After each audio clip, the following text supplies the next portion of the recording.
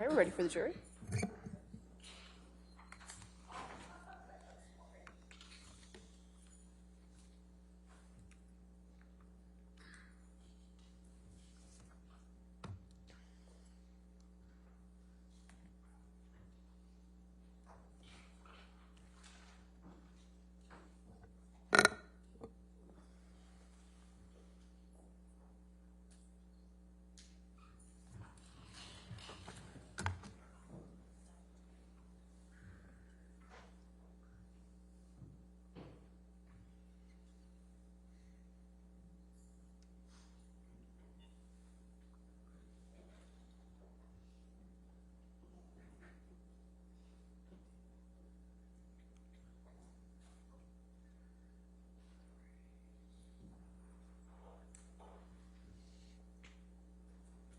All right, thank you. Seated. All right, your next question. Your Honor, I'd like to move the admission of Defendant's Exhibit 155. Okay. That's the makeup palette. Oh, okay. Any objection to that? No objection. All right, 155 in evidence. Do we have it? I think it's there. We had pictures for. All right, thank you. All right, 155 in evidence. 155. Got it. Okay. Yes, ma'am. Thank you, Your Honor. Michelle, can you bring up Depp Exhibit number 357B as in boy, plaintiff's exhibit, and it is a tape recording from June 2016. The timestamps are 4:47 to 7:52. All right. Is that in evidence yet? I'm going to move the admission of it. Okay. Thank So you. was that going to be for the whole 357, or is that 357A, or is that? That's just B. I have that as B as in boy. I think there was a portion that Okay, was put in there. 357B. Any objection to 357B? No, Your Honor. All right, 357B in evidence. Thank you. I can just tell you the basic facts is like it was private for days after I filed. You did not have to file. That's not a move that the other party has to make. Okay. It's just not. Okay. And you did. Okay. Well, your team did. Okay. And then within 5 minutes, it was private in T&Z. You just do the math yourself without any other thing, and it's very clear. Okay. And I don't know if you knew that.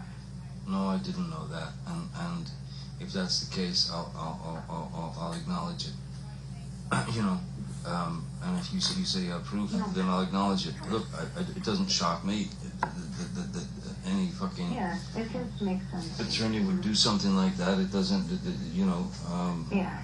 it doesn't shock me. But I'm telling you now, if they file the fucking papers tomorrow, which means the shit I gotta file before we go to court on Friday. If they file those papers, it's first of all, it's very bad for both of us. Okay. Well, your team's not gonna file anything that they think is bad for you. Trust me. No, you're what you're saying. You got to do something to protect yourself, which means throwing me under the bus for some video about me being. Not me. I have to respond legally, meaning I'll have to go and pursue I have to pursue the whole course of action, because here's what you don't understand. If we do this, and basically we'll know, because I called my lawyers and I said, why aren't we negotiating more? What is going on? Where are we? And they're like, everything is in their court. They won't settle. Your agents won't. Your lawyers won't settle, baby. I'm telling you. No, we want to mediate. We even have a mediate. We even found mediators and everything. Like that was all worked out. The thing that Laura didn't agree to was she did not want to agree to a mutual gag order, and that's the problem. Like she doesn't want the gag order. Why, Johnny? Why? Why wouldn't she? Why wouldn't she want both parties to not talk about this in the press? By the way, just talking about the press, not even talking about the court. Okay, Why? I tell you what, Amber, let me get on that right now. I'll fucking get on it right now, and I'll get a message back to you somehow. Just but I'll get on it right now. I just want you to know I'm not doing anything and have not been doing any moves. Like, look it up, the timeline. Nothing was on the offense. Everything's been a defensive move because I'm being called a liar and a gold digger.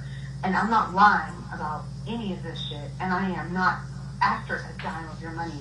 And Do you remember when you had this discussion with Mr. Depp? Yes, When was that? I believe that was June of 2016, so after the divorce, while we still had the restraining order. Okay. And what, if anything, was going on with respect to a gag order at that point? Objection calls for speculation. I'm asking her. I haven't. All right, overruled. Good. I was trying to get Johnny to stop the smear campaign that he had Objection, launched. Your Honor. Hearsay. Lack of foundation. What, if any, discussion did you have with him about a smear campaign? Johnny told me that he would ruin me, that no one would ever touch me, meaning professionally, no one would ever work with me again, that I'd never work again, that I'd be selling Depends, is what he said, and that he'd ruin my career, and he refused to not engage with, up until that point, he refused to not engage with the press by leaking, Objection, Your false Honor. Calls for speculation. How is that speculation? This is what he's telling her, correct? Right. Okay, all right, I'll overrule the objection. and up until that point, I was trying to, get him to call the dogs off, call it off, because it was forcing me into a position where he was calling me a liar, and he was forcing me to prove it, and I knew that wasn't going to be good for him, and I kept saying, don't make me prove it. I don't want to. But he was calling me a liar and having a really sophisticated, very, very well-paid, very sophisticated PR machine Objection, Your going Honor. overtime. Calls for All speculation. right, I'll sustain the objection. I'll move on. Let's go to Depp exhibit, that's plaintiff's exhibit 357C. That's 12:30 to 16:30. I'm going to move the admission. Any objection? No objection, Your Honor. All right, 357C in evidence. All right. Michelle, if you complain. I'm not, it's not about that. It would not be about me throwing you under the bus. You know what it would be? It would be released through documented people coming on the record and having the protection to do so that haven't had yet. It would be eyewitness statements. It would be evidence, tons of it, and it would be through years. And it would be unbelievable to imagine that either I'm in a secret fake club, or B, I've had A secret what? a secret fight club, or that I have been plotting to do this for 3 years, and while taking pictures of it and documenting it, just saving it up for the right time when I'm not asking for any money and have nothing financial to gain from it. But no one is going to believe that. No one is going to believe that one of the two alternatives, either I'm in a fight club, or I've been going through hair and makeup, or going through makeup through all these years, where I have corroborating text messages between people that match those dates of those timestamps, validated photos of either corroboration between people hearing us, or corroboration of next day, Whitney sending text message to Kevin, him responding, or the kind of stuff like between me and people in your life. It is insanely cross corroborated. Then it is a plan. I'm going to put makeup on myself and take pictures throughout years and just sit on it for years. While having this imaginary life run parallel to it. Do you understand that the pictures I have match with text messages to my mom back and forth about it, and text messages between say Raquel and my mom, or Raquel and my dad, or, between my two friends. Or there's a text message where I tell Jody the night before I had that James Corden night show thing, where I say, hey Jody, I've had an accident. I think I have a busted lip, I may have a busted nose and 2 black eyes tomorrow because I don't know how bad it will be until the morning and we may have to cancel. But see up here. I don't know how. I sing it, I'll let you know in the morning, And things like that. It doesn't matter. There is nothing there. Nothing. And all of that won't be me throwing you in the bus. That will be evidence in this case, which it will be criminal as well, because I cannot go on Friday and file without filing a police statement first. And the only reason I haven't filed that police statement, which has been used against me, by the way, every day, and the only reason I won't do it, I haven't done it, is because I don't want to hurt you, and that means it goes out of my hands. And we had a third-party prosecutor come, and a criminal lawyer come, and they went, like, the problem is, hearing from you, like, your biggest struggle is that it's the most solid evidence case of domestic violence I've ever seen, and if you give this over to them or present any part of this, they will prosecute him. And I felt like I'm not, like, I would never want that for you. It's hard for me to even understand. I don't call myself, like, in my head, it's hard for me to even accept any sort of victimdom ever. Can you please explain what the context of this was? I was begging Johnny to not make me prove what I've had to sit on the stand in front of all of you and prove and talk about. I was begging not to do this and have to sit where I'm sitting today. I didn't want this. I don't want to be here. I didn't want to be there then. And I was trying to point out something to somebody who I thought did not have a firm grasp on reality.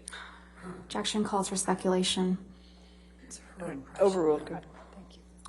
I was trying to point out how absurd it would be for him to keep making me prove this by calling me a liar. I was trying to get him to not call me a liar because everything that I had said to date and everything I've said to date now is the truth. And I was begging him not to make me prove it, that there were photos, that there were witnesses, that there was my testimony. There were years of me with injuries on the dates where we were fighting, and they were documented. I mean, pictures from 2012.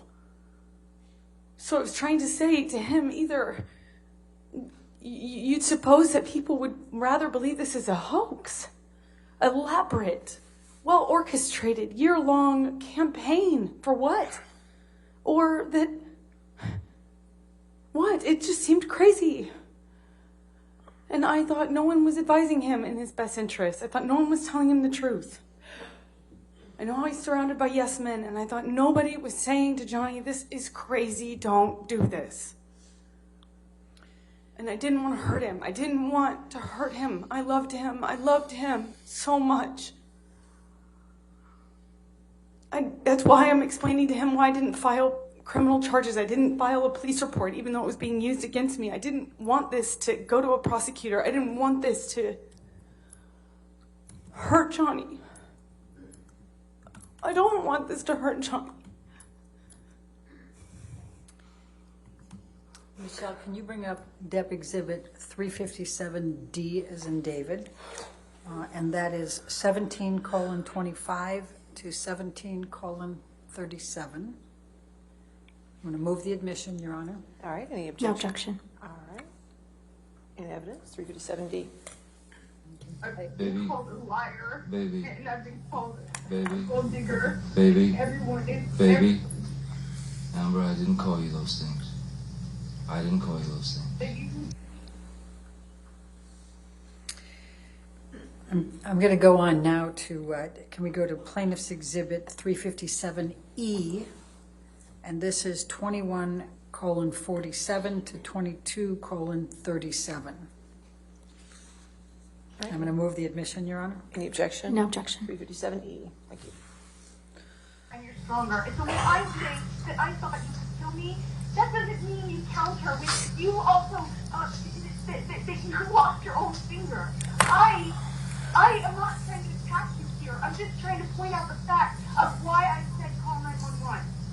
Because you had your hands on me after using the phone in my face, and I just got crazy in the past, and I truly thought I need to stop this madness before I get hurt. Oh my God. And I never think about myself that way. I never defend myself that way. I never see myself as a victim. It's Alright. too fault, you know? Alright, yeah. And I, when they came, I did not cooperate with them. It has been used against me, not by the media, by your side. And what are you referring to there?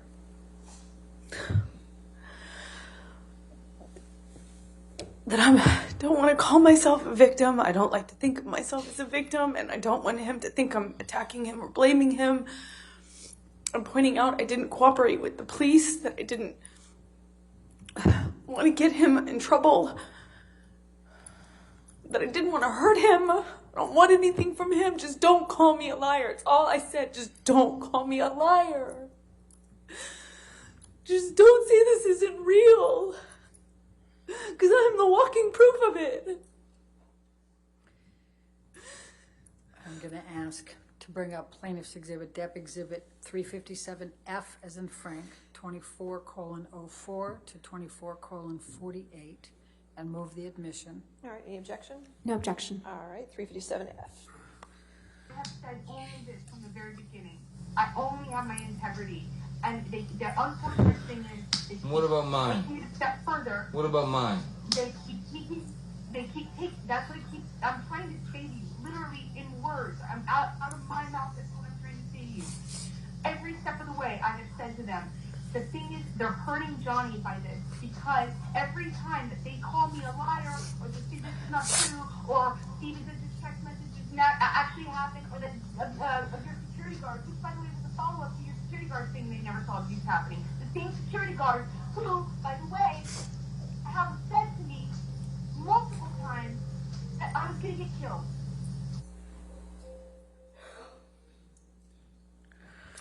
And what are you talking about there, Amber? That even though Johnny told me that his guards would say whatever he needed them to say, that they were the same guards who had told me that I would lose my life Objection, Your this Honor. way. Hearsay. All right, sustained objection. It came in through the tape, so that's all right. We're fine. Let's go, Michelle. Your let's Honor. Go to If we could approach, please. I'm sorry.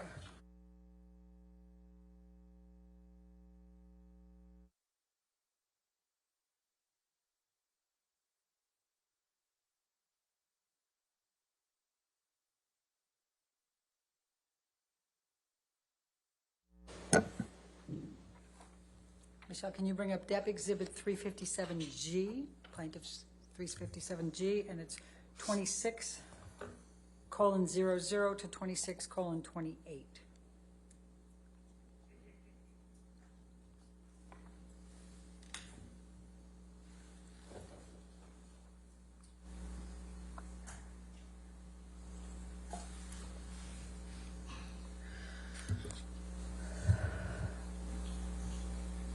Oh, move the admission. I'm sorry. All right, any objection? No objection. Oh, obviously, they're going to have to say they didn't see it in front of me and other people that have heard them. You're gonna have to do this under oath too, you know. I will, because the unfortunate part is, I can talk about all of this. Do you believe all this, Amber? If Do you believe all I'm this? calling out the fuck that yes. Yes. You believe I'm an abuser. You believe I'm an abuser. In May, in December, in April. What were you referring to with the May, December, and April? Just listing some of the times in which he beat me up and that he knew about. So I'm going to take you now fast forward into the July 2016 timeframe. There was a mediation that came about during that time. What, if any, intent did you have to reconcile with Mr. Depp at the time of the mediation? I wanted there to be no animosity. I wanted to minimize the animosity. I wanted to reconcile in that way. I didn't want to get back together with him, if that makes sense. Okay. Can you just briefly describe what transpired during the July mediation? Even though I had a TRO and I wanted to move on with my life, the campaign I mentioned earlier, the smear campaign, the article after article, the hounding me, the, leaking fake. Objection, Your Honor, non-responsive. All right, I'll sustain the objection. Okay. Please explain. What I was meeting with him about is because he had, put these things out in the media. It seemed like every day Objection, there Your was a new Honor. attack. and I Calls was for trying to get it to speculation, stop. lack of foundation. All right. Did Mr. Depp discuss with you that he was putting these out in the media? Objection leading. Overruled, I'll allow it. Yes. Okay, please explain. He told me he would tell his team to back off and to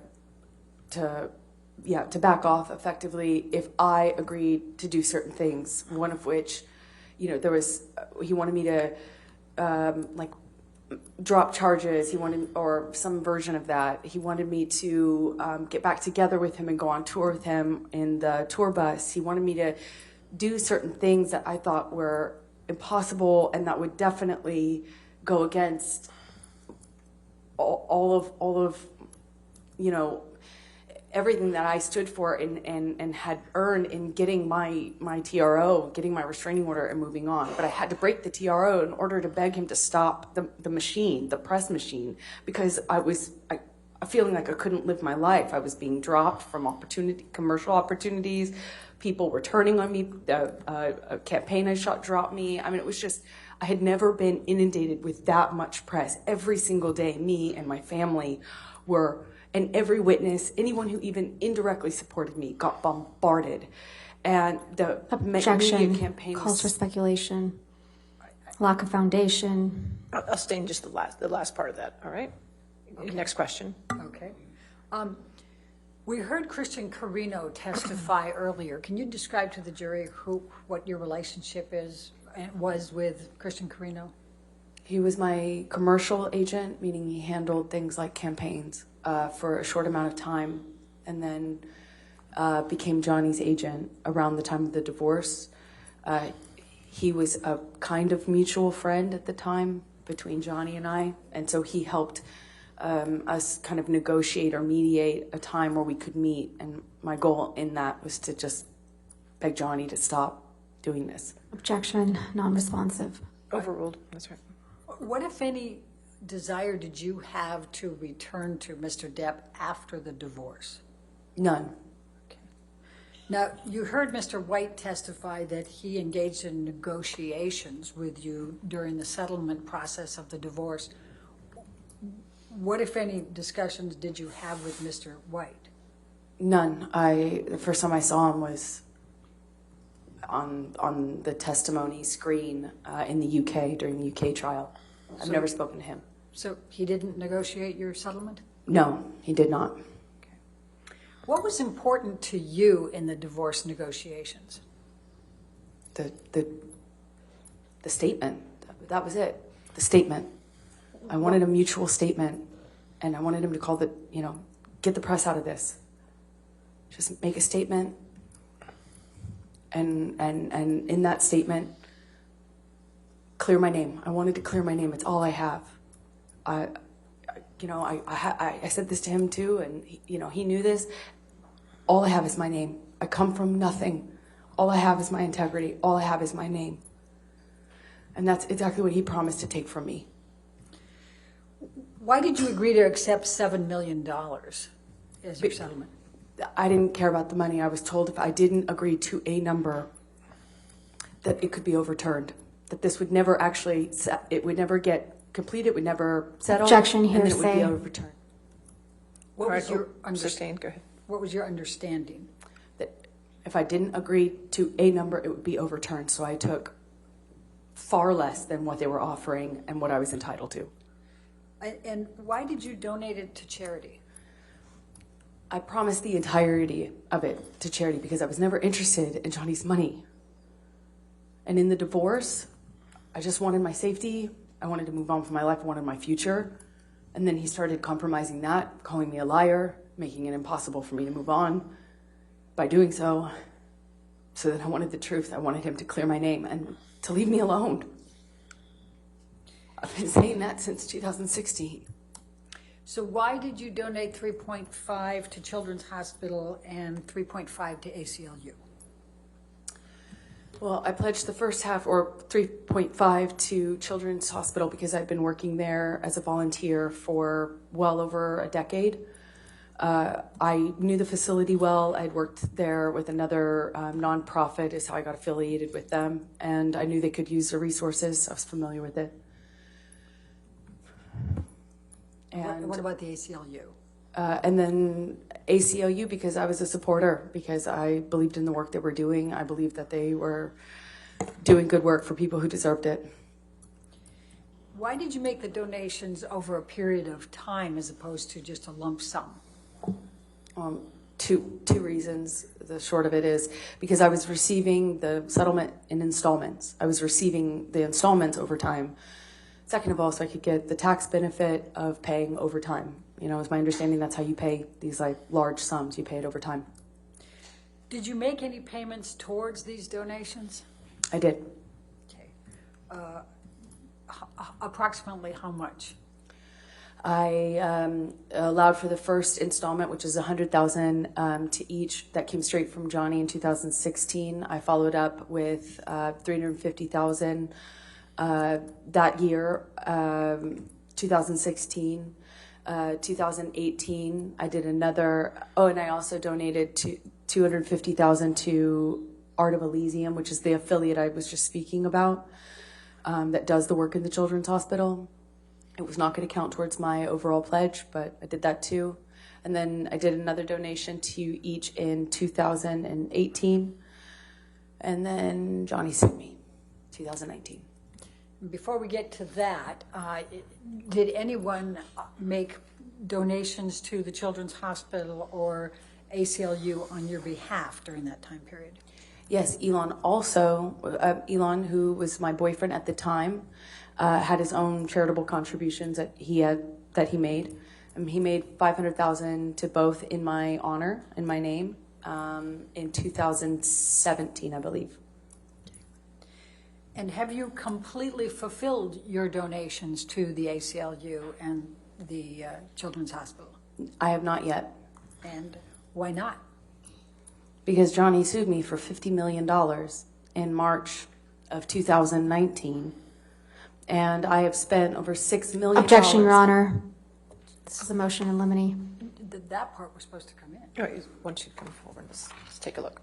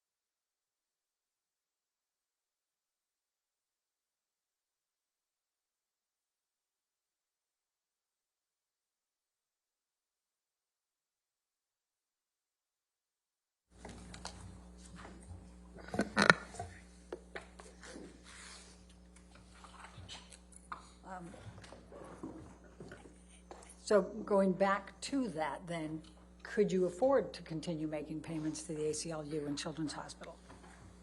No. Okay. What, if any, intention do you have to fulfill your pledges and donations to these organizations? I still fully intend to honor all of my pledges. I would love for him to stop suing me so I can. What, if any, deadlines are there on your pledges and donations to the ACLU or the Children's Hospital? There are none. They understand. Okay. Now, let's go to Defendant's Exhibit 1458, which is already admitted.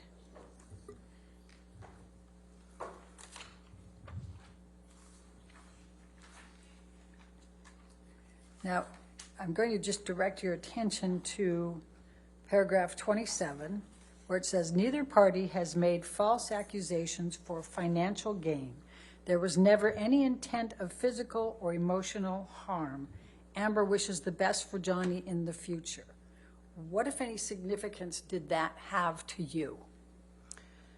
That was everything to me. That was the most important thing in the separation agreement between us, is that he acknowledged that I hadn't made a single false claim, that my allegations were not false. I thought that just because he signed his name to it, he'd honor it. I mean, he signed his name to it, and I thought it would mean something. Right. He acknowledges that I never did it. I mean, I never made a false claim, and I didn't do it for financial gain. And that's what I was being called at the time, a gold digger and a liar. Okay. Thank you. We can take this down, Michelle, and I'm going to now take you to post-divorce and your career. Please describe for the jury how your career evolved after the divorce, which I think was final in February 2017. I had to fight really hard to keep my career. After I got my TRO, I lost opportunities. I got canceled from jobs. I got dropped from campaign I'd shot. I was told I was going to be dropped from... Objection, Your Honor, hearsay. Sustained objection. I fought to keep my job in a movie the biggest movie opportunity I had to date. Which was what? It was Justice League with the option to become Aquaman. It later became Aquaman, but I had to fight really hard to stay even in Justice League because that was right around the time of the divorce. Can you tell the jury what Justice League was and what your role was in that? It is a superhero franchise, DC action film, and it introduced my character, and it provided the base for the Aquaman spinoff that followed it, but that was not a reality at the time of shooting Justice League. All right. And then you were able to be in Aquaman, is that correct? Yes, I kind of showed up to work months early and stayed really late to fight to keep the job. I managed to keep it. And managed slowly to kind of to gain through this kind of hard work and goodwill I was able to foster. I was able to keep and make other jobs, and eventually made a movie called Aquaman, and Aquaman was very successful. I think it was the most successful DC film by its release, and I was getting my career back, even though it was, it took a major hit when I got my restraining order against Johnny. So let's talk about Aquaman for a moment. I think you said it was the highest grossing film of DC films, is that correct? Yes. Okay. When did that come out? December of 2018. Okay. And what was your role in Aquaman? I play Mira. And was that a lead role? Yes, it is one of the leading roles. It's the female lead opposite Jason Momoa's character of Aquaman. Okay, so you were his mate? You could say that, yes. I was his love interest, the female. I was the female lead of the movie. Okay. So in December of 2018, as Aquaman's coming out, Why did you agree to participate in the op-ed? Well, because I believed in some of the causes that the op-ed was seeking to advance. There was a lot of attention and energy around gender-based issues, gender-based violence issues in general. I had just recently become an ambassador for the ACLU. I was proud of that ambassadorship, and I was looking forward to the opportunity to lend my voice to what I thought was a great cause, which is just a conversation around women's issues and gendered issues that I think the whole country was having at that time. You know, quite a political conversation and cultural conversation at the time, and I was happy to lend my voice if I could. Who drafted the first draft of the op-ed? The ACLU. Did you initially want to include Mr. Depp by name or reference? No. What were you trying to accomplish by the op-ed? I was trying to raise awareness around some of the issues that I just mentioned.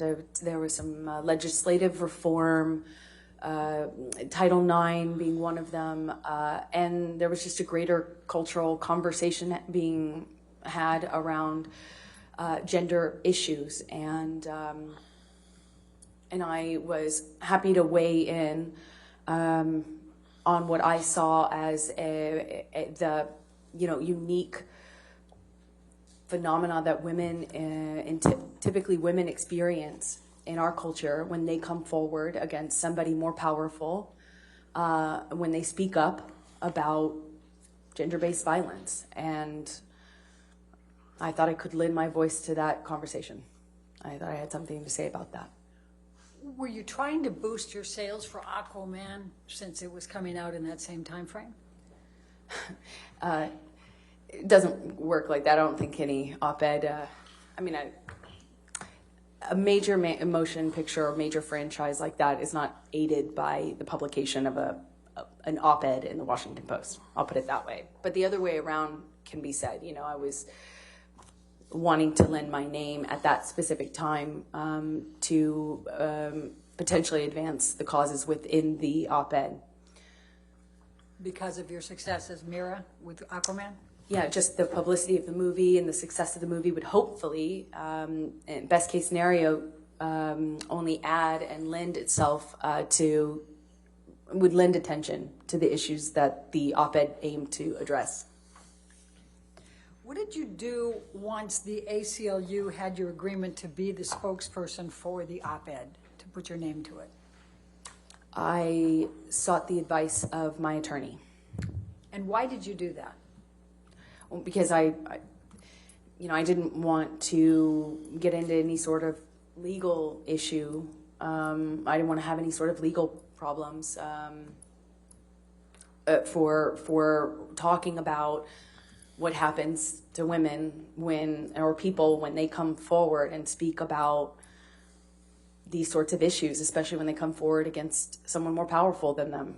And that backlash, the retaliation that people face when they come forward is exactly what I was writing about. And I didn't want Johnny to retaliate against me and quite literally prove my point. And so who was the counsel that you hired to review the op-ed? His name was Eric George. Where is he located? Los Angeles, California. How did you know Eric George? Eric George is the attorney who represented me in a different litigation against the producers of London Fields, the movie I mentioned earlier about having a body double and sex scene that I didn't approve of. What was your understanding of Eric George's experience and skills to be able to review that op-ed for you in the context of your concerns? Objection, speculation. I'm asking her understanding. I'll sustain the objection. Next question. Did you have knowledge of Eric George's abilities at that time? I did. I thought he had an excellent reputation and would give me great advice. Okay. And what, if any, experience? What was your experience with him in representing you earlier? I thought he was a fantastic attorney, very smart, and I trusted him. Without going into the content of it, what, if any, of Eric George's advice did you follow in the context of the op-ed? I took all of his advice.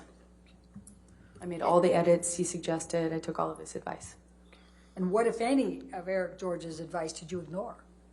None. I mean, he's my lawyer. I listened to him. Okay. I'm going to ask you, if we can pull up, Michelle, Plaintiff's Exhibit 1.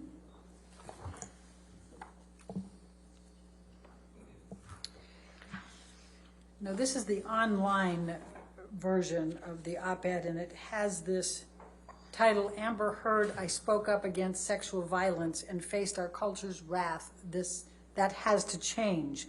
What, if any, role did you play in this title? None.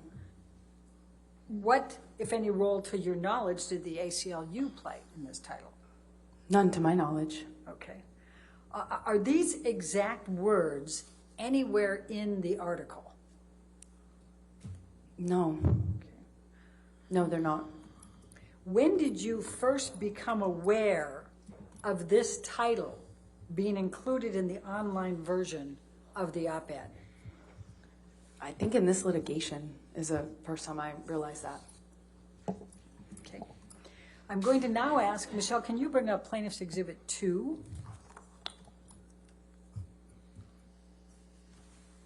And this has also already been admitted into evidence, Your Honor. Yes, ma'am. And this is the paper version, if you will, of the Washington Post with your editorial. And if you go to the second page, this one has a title, A Transformative Moment for Women. What, if any, role did you play in that title? I didn't. Okay. None. Now, do you recall seeing this version, the newspaper version, at the time? Yes, this is the version I saw. I'm very proud of it. I had it framed. You had the newspaper version, not the online? I did. I had the newspaper framed. Okay. And now I'm going to ask you to turn to, and Michelle, can we pull up Plaintiff's Exhibit number 3?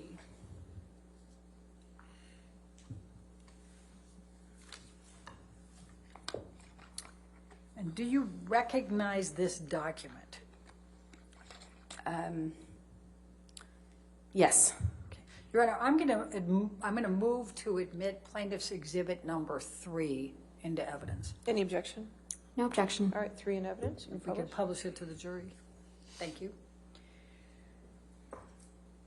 Now, is it fair to say this is a tweet? Yes, it Okay. is. And can you explain to the jury what a tweet is for those who are not as social media oriented? A tweet is a posting on a social media network called Twitter. Okay. Now, did you send this tweet? I think so. I must have. Okay.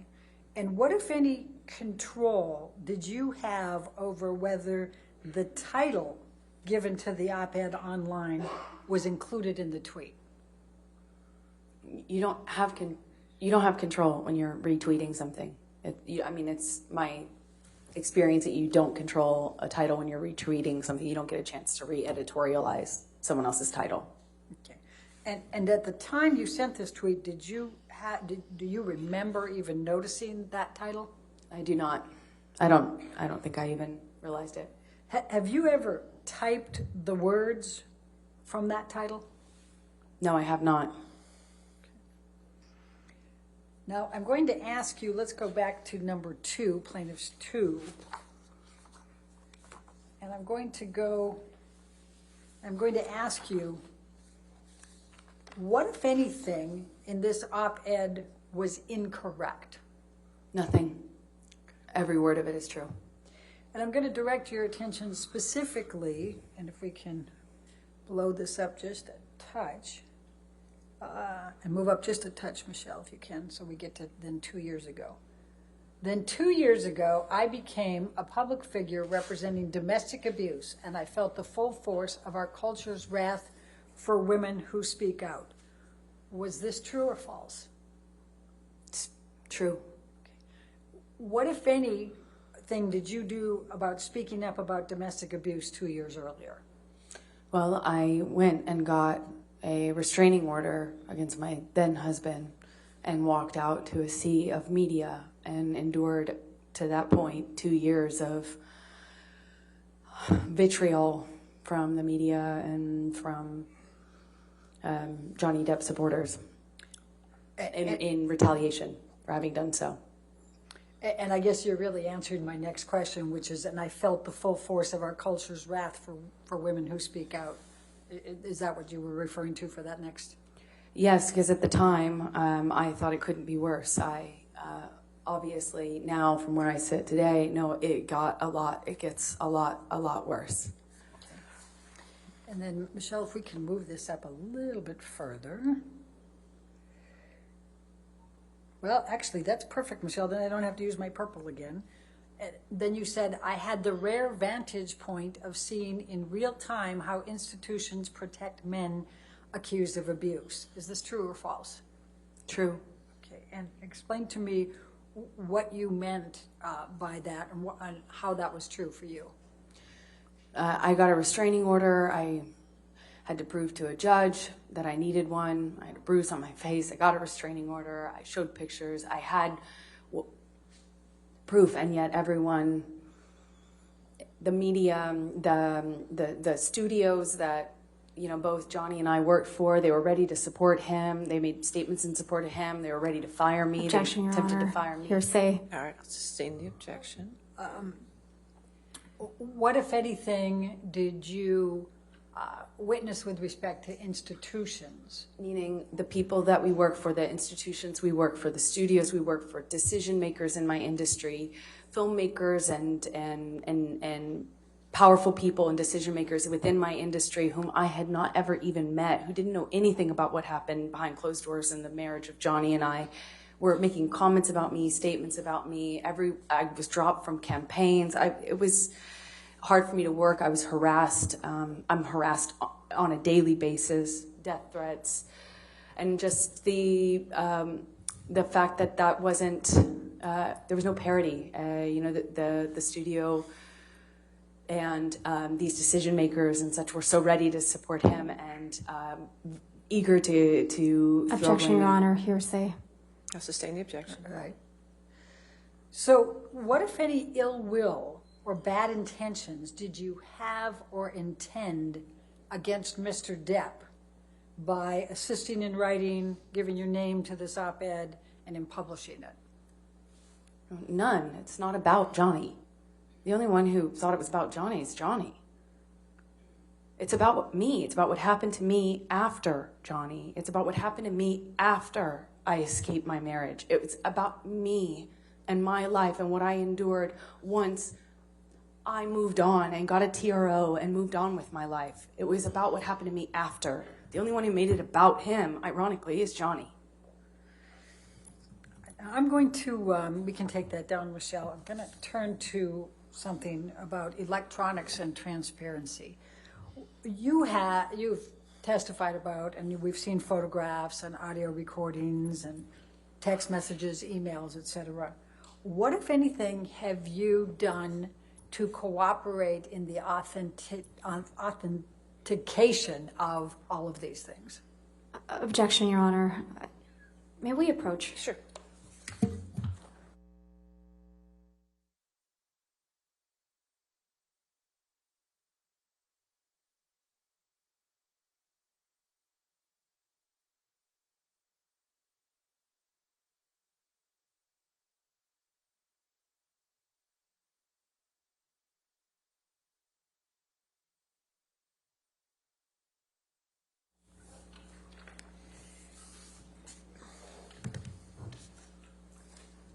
All right, I'm going to turn to your counterclaim. You have made a counterclaim against Mr. Depp in this case, correct?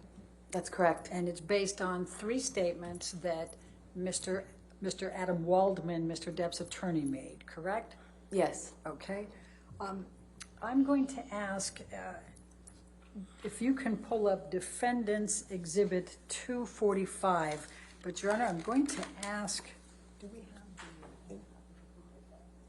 It's already in evidence. Your Honor, if we may approach Okay, just sure. real quickly, because I think we can move this along faster if we do this ahead of time.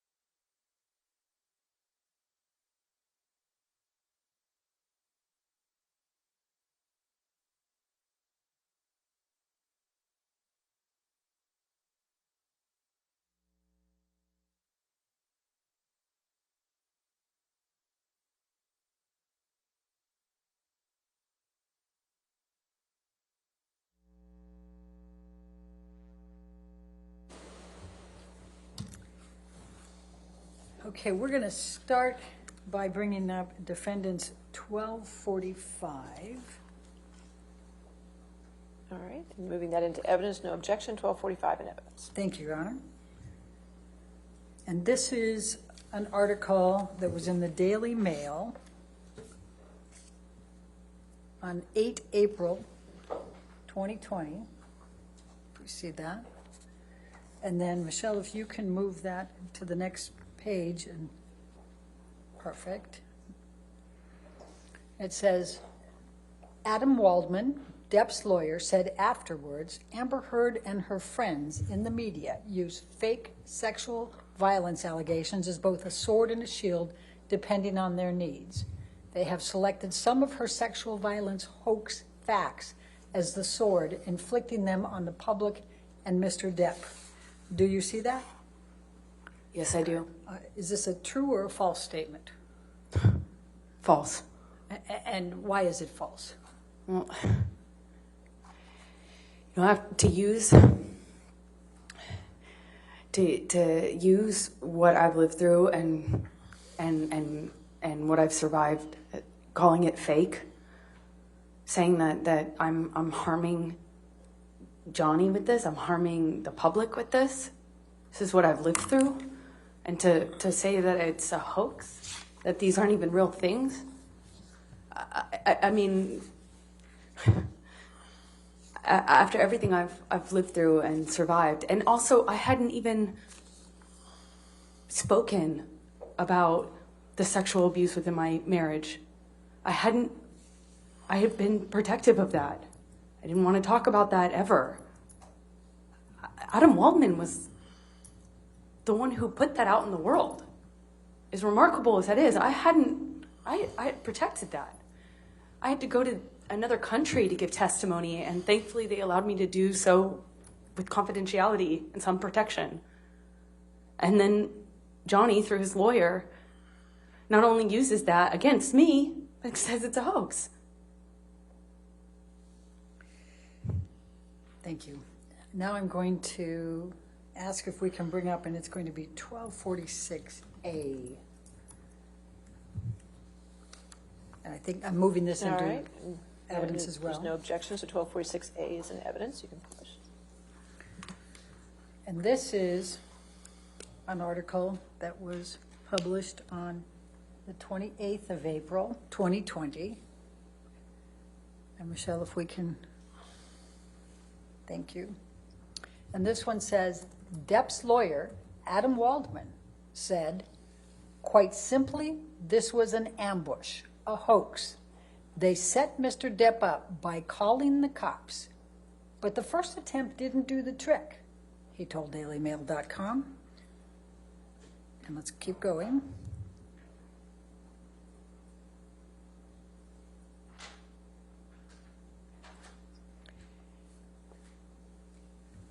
So Amber and her friends spilled a little wine and roughed the place up, got their stories straight under the direction of a lawyer and a publicist, and then placed a second call to 911. Do you see that? Yes. Is that true or false? Couldn't be more false. And why is that? Every part of it is false. I didn't call 911. I didn't call the police. I refused to cooperate with them to protect Johnny. I protected Johnny. I didn't call them once and I didn't call them twice. I didn't rough up the place. I cleaned up the place. I didn't even know the second cops were coming. If I wanted to get something from him, if I wanted to hoax Johnny, why wouldn't I cooperate with the police? Wouldn't I say something to the police? Wouldn't I do more damage to the house than just knock over the things that you saw pictures of? It makes no sense. And to do it online when there's no fact checking, there's no authorities, there's no one able to, I can't respond. I can't fight this and use these sorts of media leaks and these comments to re-echo over and over and over again online with a network of people that are intent on helping Johnny through a sophisticated PR machine. to Objection, echo Your this Honor. abuse at me over and Hearsay, over. speculation. I'll sustain the objection. Next Okay. question. All right, and so what in fact did you do that night? I cleaned up. I protected Johnny. I refused to cooperate with the police, like so many other people do.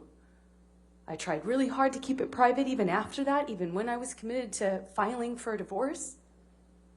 I tried to protect Johnny. I tried to protect the history of what we had. I tried to protect him.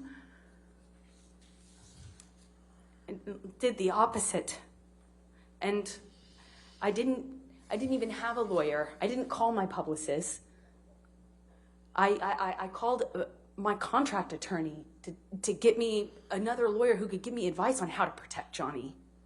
Every bit of this was to protect Johnny and to protect the secret that I had fought really hard to keep for nearly 5 years, which was that behind closed doors, things were not what it looked like. Okay. Michelle, can you take this one down and go to defendants 1247, please? And Your Honor, I'll move the admission. All right. I know there's no objection. 1247 in evidence. And Amber, this is another daily, a Mail Online, and this is published on 24 June, updated on 25 June 2020. And then if we can go further. And this one says, Depp's attorney, Adam Waldman, said, "We have reached the beginning of the end of Ms. Heard's abuse hoax against Johnny Depp." Is this true or false? False. And why is it false? Because unfortunately, all of this is real. And what I mentioned earlier about how preposterous it would have to be for this to be this elaborate hoax, I couldn't believe it. I couldn't fathom one day that that would actually be legitimately the position that he, through a lawyer, would take, albeit online, where he could get away with it for some Objection. time. Calls for speculation. Sustain the objection. And why is this so absurd? Because Johnny and I lived this. We lived through this. I lived through this, and I narrowly survived it. But I survived it. And, I have mountains of evidence, mountains of proof, and yet it won't be good enough for people who are seeking to make money off of Johnny's success. Objection, Your Honor. Calls for speculation. I'll sustain the objection. That's fine. Okay. So I'm going to take you now to the damages that you've suffered as a result of these statements by Mr. Waldman on Mr. Depp's behalf. Please tell the jury how you were doing reputationally. Objection. That's a legal conclusion, Your Honor. I'm sorry? We move to strike counsel's testimony. Come forward.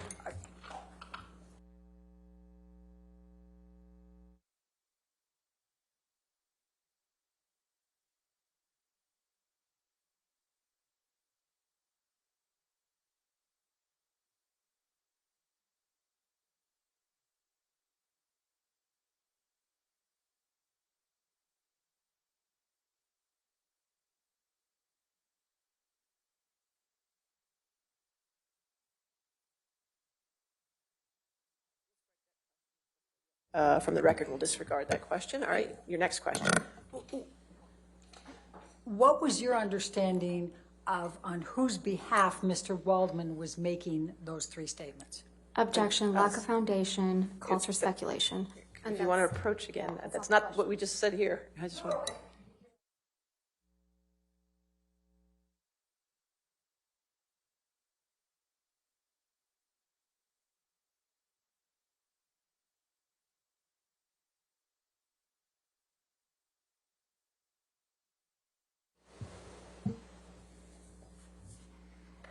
So we'll move forward to my other question here. How were you, please tell the jury, how were you doing reputationally before these three statements were made, beginning April 2020? April 8 was the first of them. Objection, Your Honor. I'm going to object on lack of foundation. She can talk about her reputation. Overruled, I'll allow. It took hard work. It took a lot of hard work on my part, but I was able to work, get my life back on track. I was taking care of my, myself emotionally. My career, I was working really hard. I was able to star in a major success. I worked on a TV series that I had been attached to for a very long time. I became an ambassador for several nonprofits that I deeply care about.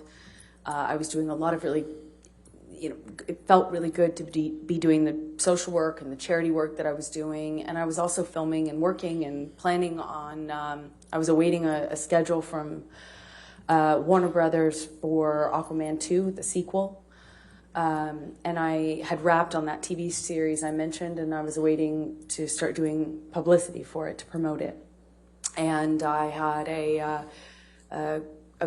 campaign, a global campaign, as a spokesperson for a major beauty brand.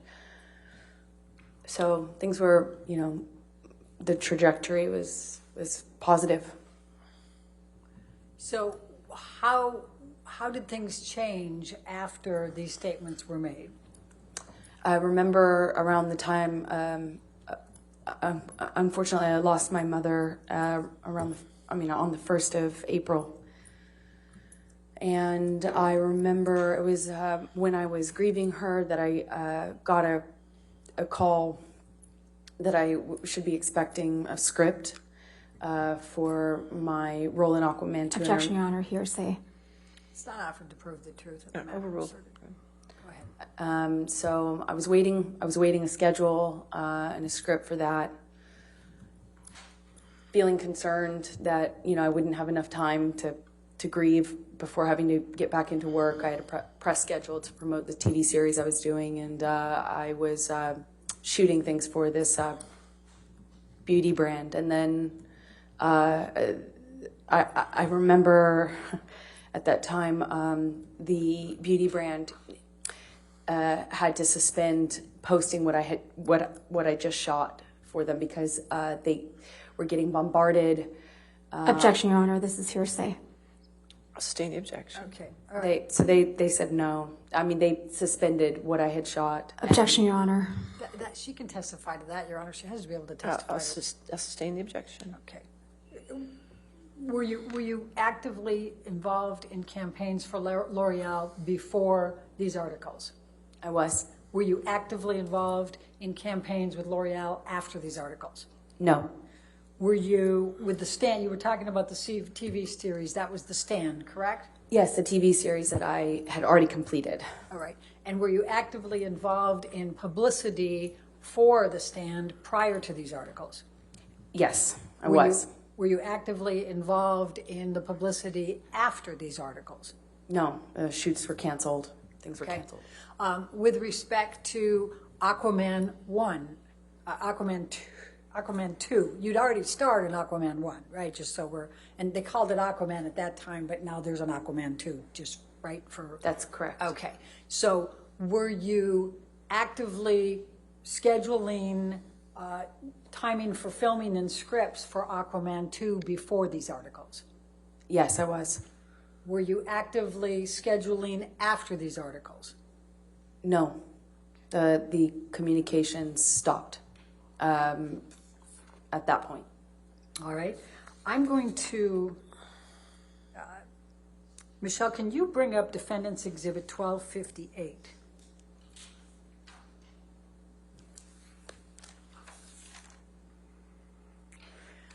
I'm going to show you what has been marked as Defendant's Exhibit 1258. It's dated September 21, 2015. Do you recognize this document? Yes. Okay. What is it? It is the Justice League Aquaman contract. Okay, Your Honor, I'm going to move the admission of Defendant's Exhibit 1258. Any objection? Yes, Your Honor. May we Oh, approach? sure. Yes, ma'am.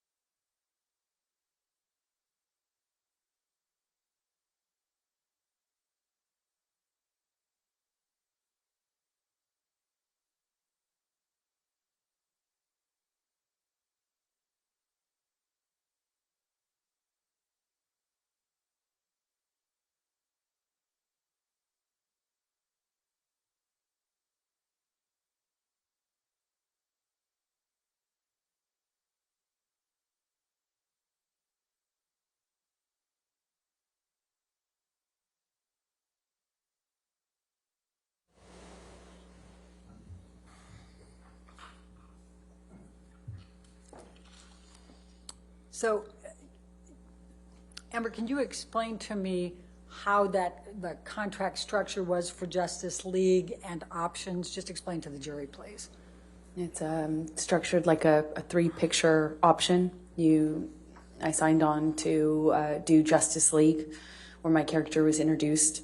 The fee is, small relative to what it will become if and when you do the other options or movies in that under that umbrella. So it was the contract for Justice League, which could then become Justice League 2, or it could be Aquaman, or it could be some other movie within the DC universe. And the second picture ended up being Aquaman. And then the third picture, Aquaman 2. Each time the fee goes up, but... Objection, Your Honor. This is calls for speculation, lack of foundation. Overruled out loud. As far as the contract is concerned, that's what the contract says. All right. And if we go to page 6, so what was your fee going to be for Aquaman? And what was it for Aquaman? $1 million. Okay, then was there also box office bonuses, opportunities? Yes, I believe. Okay. Yes, there are box office bonuses. If it makes a certain amount in the box office, you get a bonus. Okay. And it says picture number 2. At the time you entered into the contract with on Justice League, did they know what the picture would be? No, as I mentioned before, when you do the contract... Objection calls for speculation. All right, I'll sustain that objection. Okay. So ultimately, what was picture number 2? Aquaman. All right. And then what was it for picture number 3? Aquaman 2. Okay. And what was the fee under the option agreement at that time? $2 million. Okay. Now, did you have contracts with L'Oreal? Yes, I did. Okay. And can you just describe for the jury what was involved with L'Oreal? You talked about being involved in campaigns and then not. Just explain that to them if you can. As a spokesperson, I'm just involved with the brand as a representative, and a certain amount of commitment you have to do throughout the year on social media and on red carpets promoting various products or causes they're advancing. Generally, it's just like a brand ambassadorship. Okay. And did you, let's pull up 1262.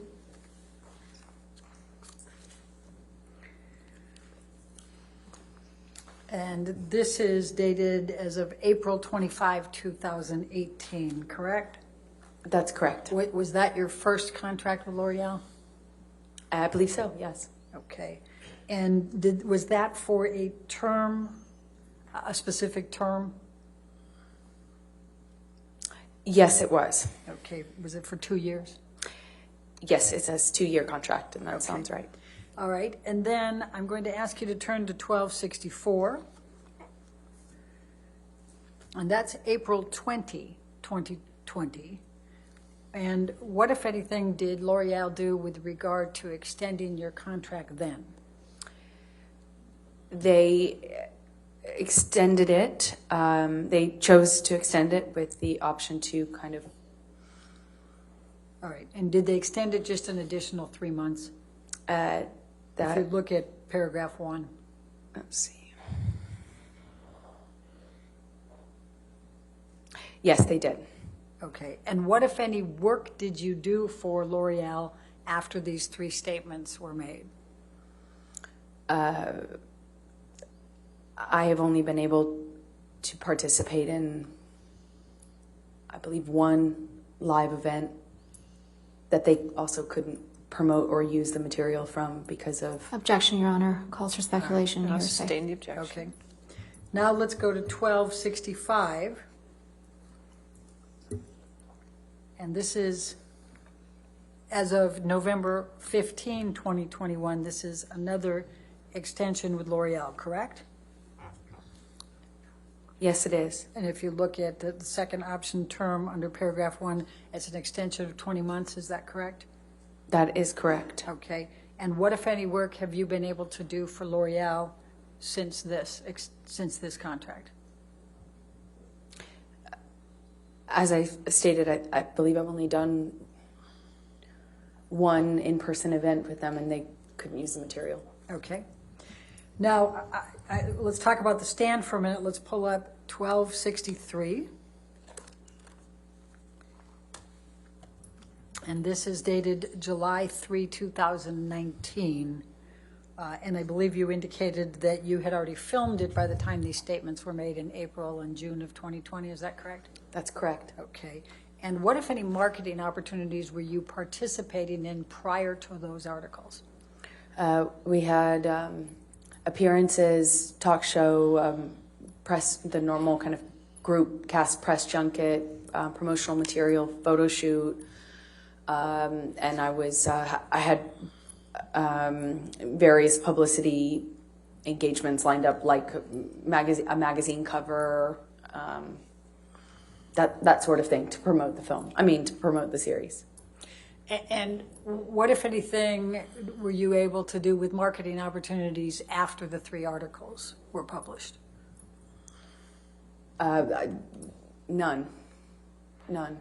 What, if any, covers were you on after that for the stand? They pulled the offer for that, so none. Okay. And while we're on this agreement, if you look at the second page, how much were you paid for the stand? It's at 6C.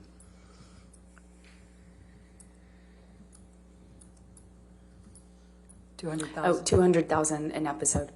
Okay. Now let's pull up Defendant's Exhibit 1266. Have you been able to get any work since that time? I have done one small independent film. Okay, and tell the jury what that is. I shot a film in Guatemala. It's a small independent, meaning it doesn't have distribution or, it doesn't have distribution or anything. It's a lower budget film that I had been attached to for many years called Into the Fire. Okay. And 1266 has, as of January 13, 2022. Do you see that? Yes. Okay, when did you actually film for this in Guatemala? March.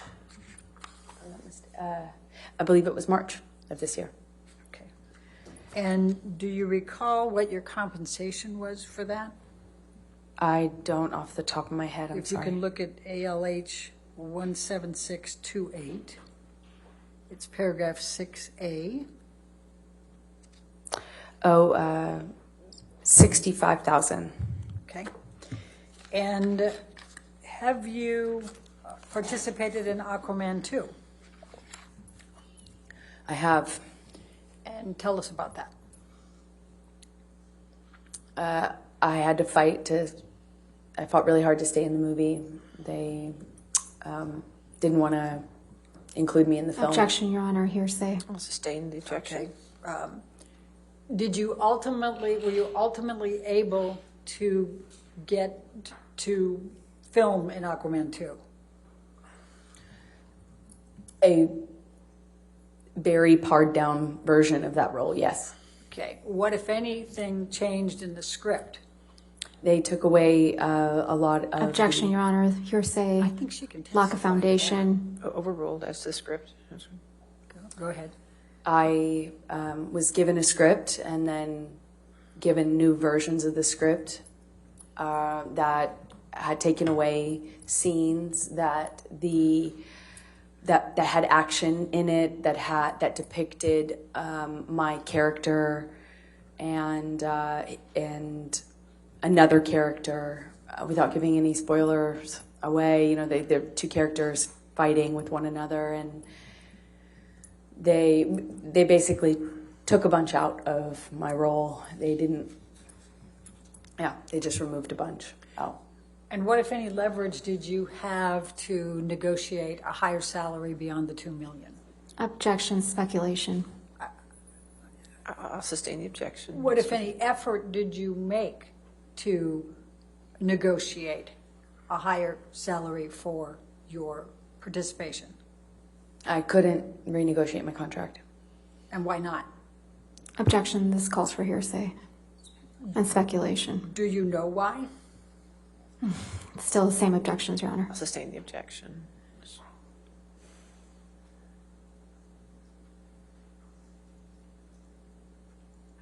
All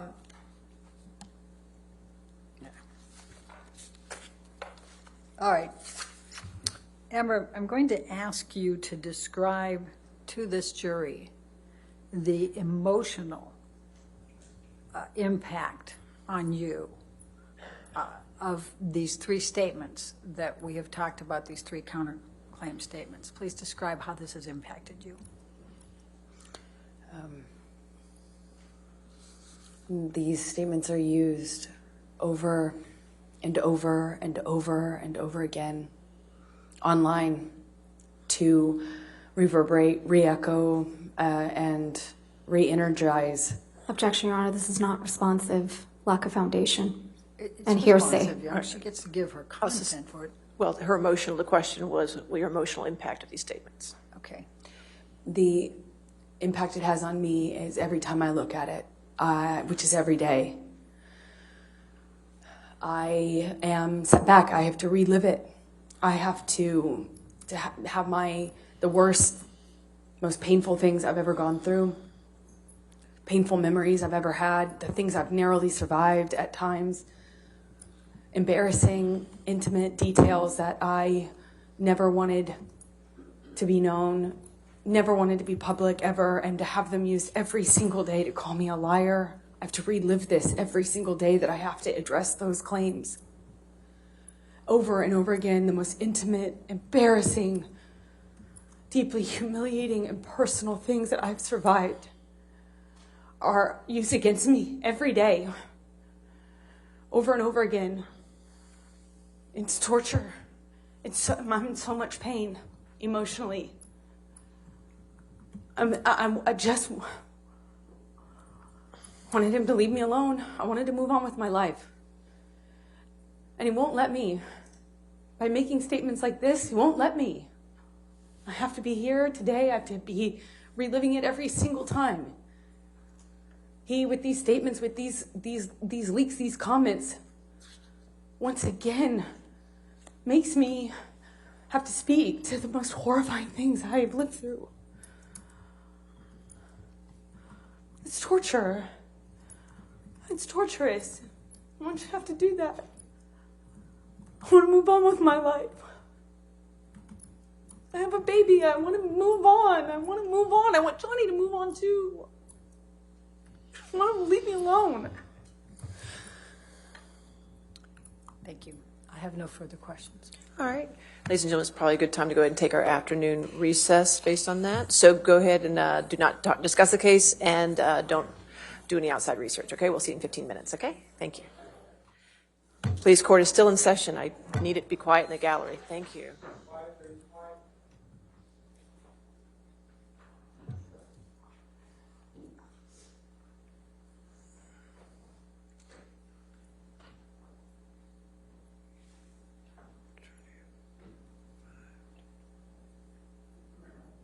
All right. Why don't we just make it 3:25 then? We'll come back at 3:25? Okay. Thank you. All right, thank you.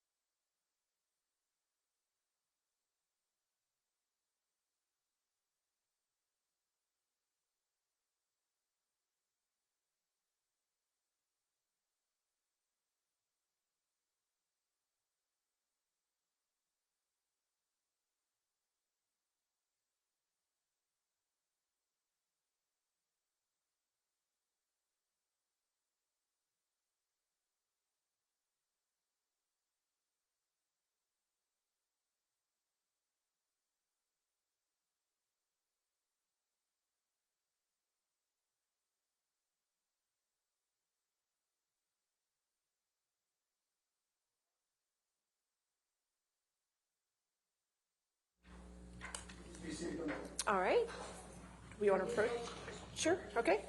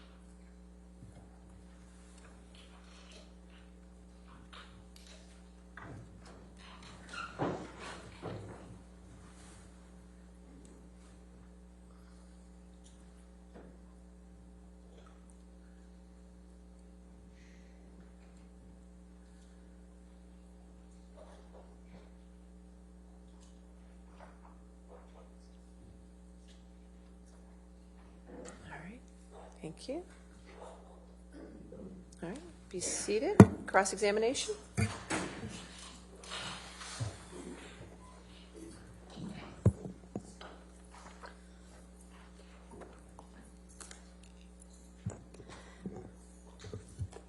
Good afternoon, Ms. Heard.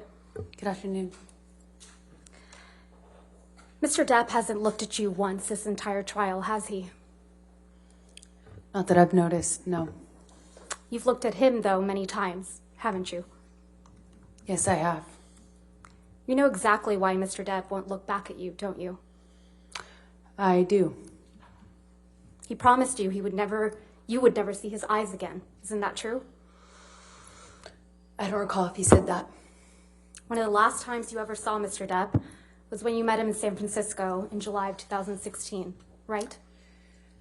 That was the second to last time I saw him, yes. And this was after you had publicly accused him of domestic violence. I got my restraining order before that, yes. Mm-hmm. And this is after you had obtained the domestic violence restraining order against him. That's correct. Let's please play Plaintiff's Exhibit 1229. For the record, it's at 1101 through 1209. I'm going to ask that it be admitted into evidence. Any objection to 1229?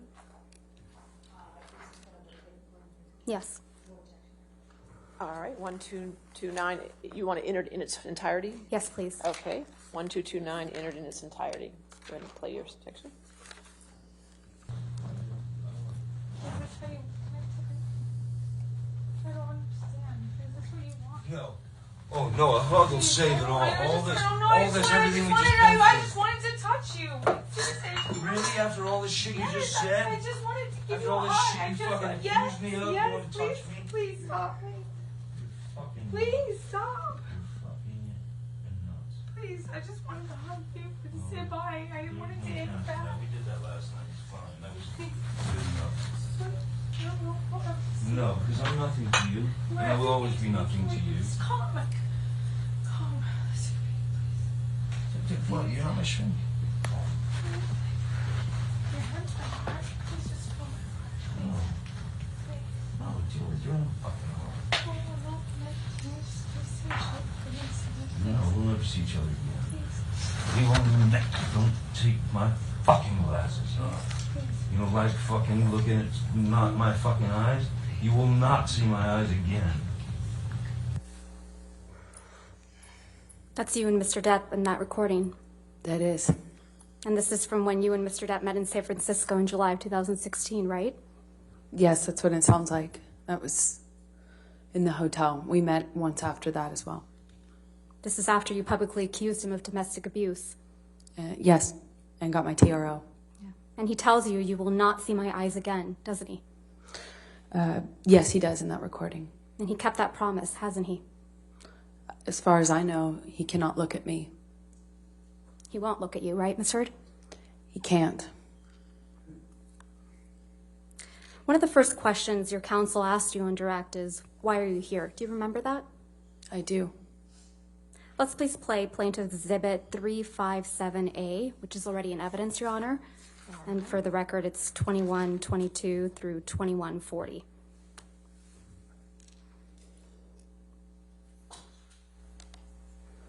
Right, and see what the jury and judge think. Tell the world, Johnny. Tell them, Johnny Depp. Johnny Depp, man, I'm a victim too of domestic violence, and Yes. it's a fair fight. And see how many people believe or side with you. That's your voice on that recording, right? Yes, it is. And you were speaking with Mr. Depp? Yes. And you said to Mr. Depp, quote, you can please tell people that it was a fair fight and see what the jury and the judge think. Tell the world, Johnny. Tell them, Johnny Depp, Johnny Depp, a man, a victim too of domestic violence, end quote. That's what you said, right? I was saying it to the man who beat me up, yes. I thought it was preposterous. And the man you beat up numerous times. Right, Ms. Heard? I could never hurt Johnny. You're here in this courtroom because Mr. Depp finally told the world that he is a victim of domestic violence. I know that he is suing me and has sued other people or corporations that have said that as well. You didn't think he would tell the world he was a victim of domestic violence, did you? I found it hard to believe that he could or that he would do that, considering the relationship he and I had. I thought it would be crazy for him to do so, knowing what I know we lived through. Or, as you said to him in that recording, who was going to believe that Johnny Depp, a man, is a victim of domestic violence, right? With all due respect, I wasn't saying it because he's a man. I was saying it because he was a man who beat me up for 5 years. Mr. Depp is your victim, isn't he? No, ma'am. And once he left you, you continued to abuse him publicly by calling him an abuser, didn't you? He is an abuser, and you can look either of us up online and figure out who's being abused online. Let's look at some of that. Mr. Depp wears rings on every finger, doesn't he, Miss Heard? That's my experience, yes. And they're not delicate rings, are they? No, they are not. Every one of his fingers is adorned, your words, big, chunky rings. Isn't that right? That's my experience of him. And Mr. Depp is always wearing rings, right, Miss Heard? That's my experience of him. And you've never known him not to wear these rings. That's my experience, is he normally wore rings, yes. So Mr. Depp was wearing these big, chunky rings on every finger, every incident of abuse you've described to this jury, right? I can't say for certain it was in every single incident. But you've never known him not to wear rings, right? In general, my experience with Johnny is that he wears rings almost all the time.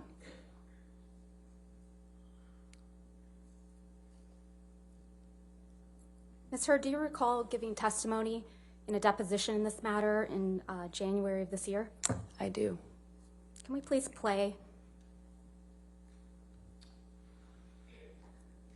from your deposition, day 2, 512, page 512, lines 11 through 15?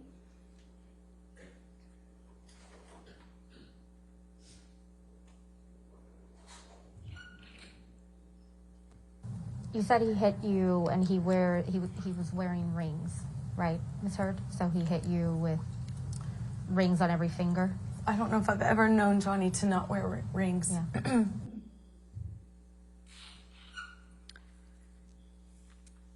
Ms. Heard, you testified to an incident in March of 2013 where Mr. Depp hit you in the face multiple times.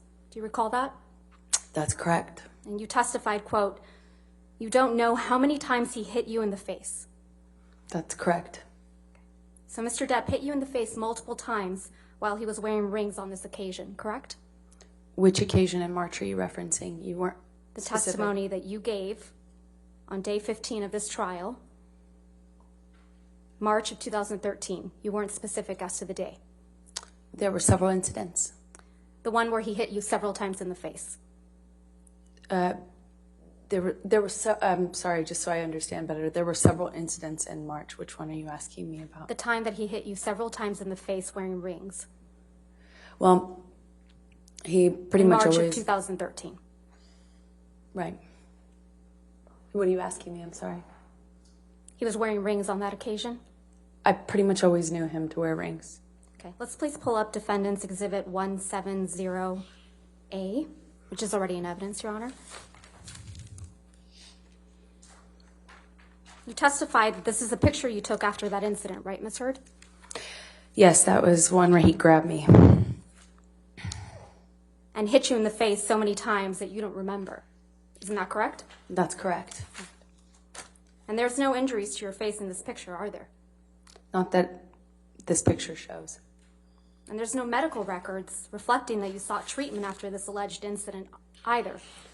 I did not seek medical treatment at this time. So there's no medical records reflecting any injuries to your face after he hit you several times, I did not need to go to the doctor at the time. despite hitting you several times that you lost count with rings on on his fingers. That's correct. I did not seek medical attention, other than my therapist. You testified to another incident in March of 2013 where Mr. Depp hit you while he was wearing a lot of rings. Do you remember that testimony? Yes, ma'am.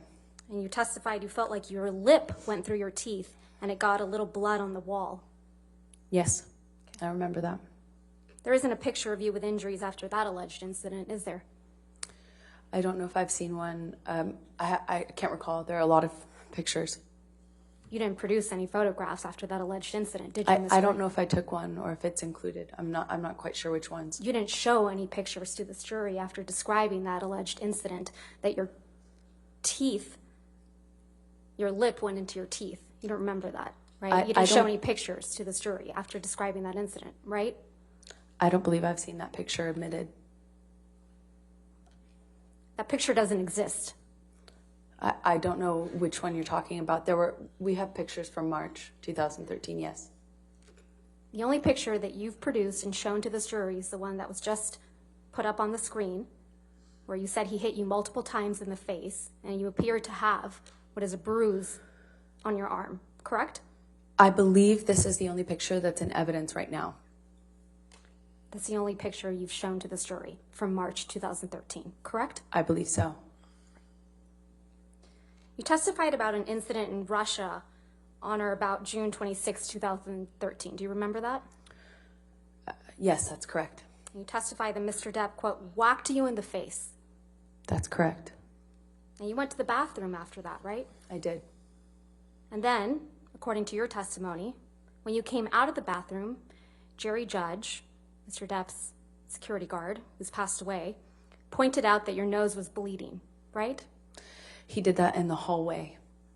And you said you hadn't known that your nose was bleeding until Jerry Judge pointed it out to you? Yes, that's correct. I was unaware until he brought it up to me. I didn't see it when I was in the bathroom, but I wasn't looking.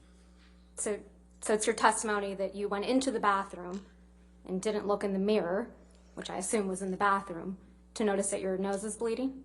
That's not why I went into the bathroom. I went into the bathroom crying.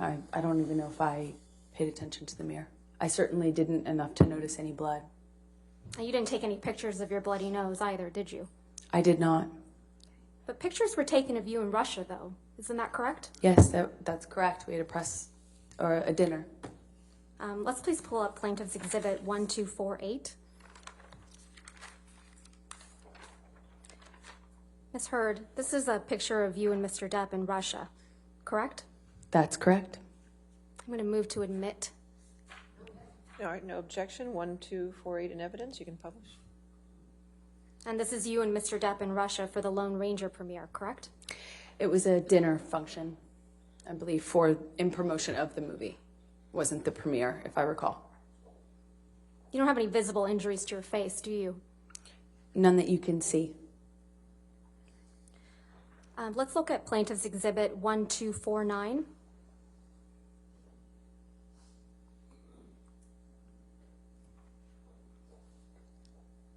This is a picture of you, isn't it right?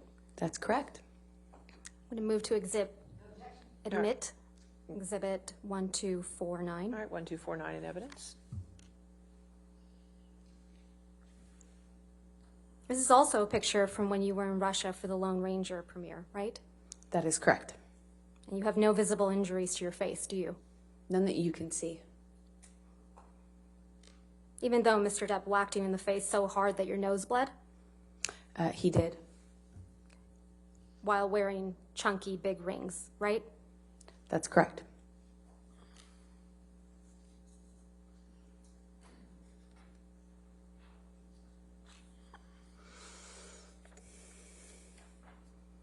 You also testify that Mr. Depp, again, whacked you in the face after the Met Gala in May of 2014, right? That is correct. You testified that you thought he hit you so hard he broke your nose. That's correct. You said your nose was, quote, swollen, discolored, red. That is correct. I took a picture of that. You testified you took a picture of your face after this. I did. But you didn't show that picture to the jury, did you? I would like to. But you didn't show it, did you? That's not up to me.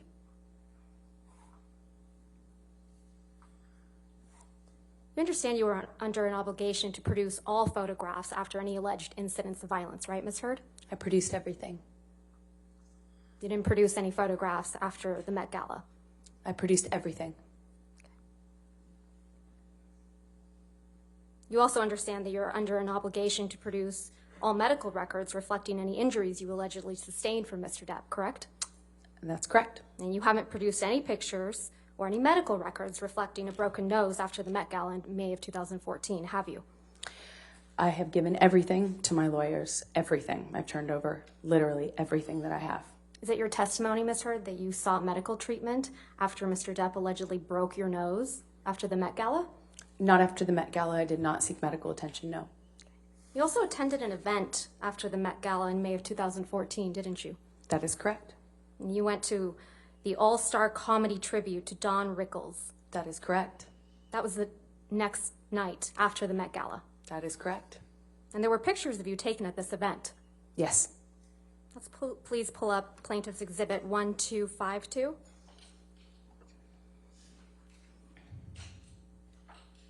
This is a picture of you, Ms. Heard, Yes, it is. at that event, Yes, it is. the night after the Met Gala, Yes, it is. the night after Mr. Depp allegedly broke your nose. I'm not sure if it was broken, for the record, but yeah, you should see what it looked like underneath the makeup. He whacked you so hard in the face that you thought you had broken your nose. Exactly. Right. Permission to admit this photograph. All right, 1252 in evidence. This is a picture of you, Mr. Depp, and Don Rickles, right? That is correct. Let's please pull up Plaintiff's Exhibit 1253.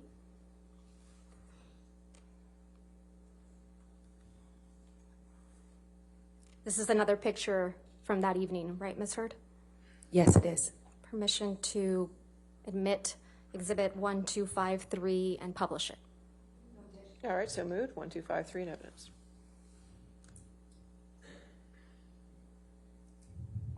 This is a picture of you and Mr. Depp at the event the night after Mr. Depp allegedly whacked you in the face so hard you thought he had broken your nose. He did whack me in the face, and I did think it broke my nose. And this is you the night after. Yes, it is.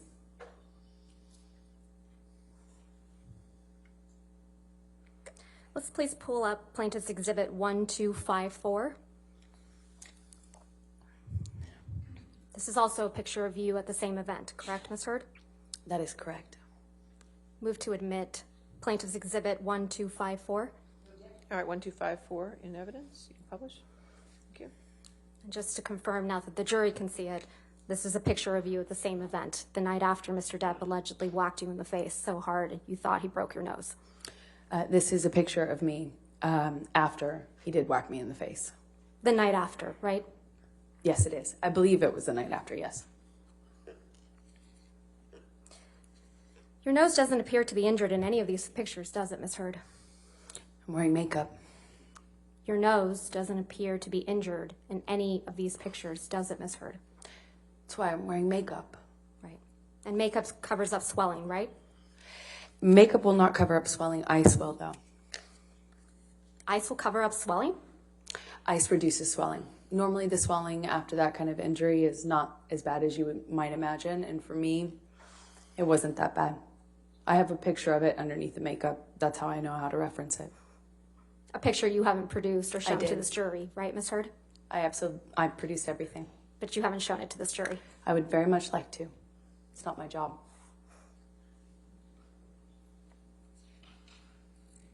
Your Honor, may we approach? Yes, that's fine.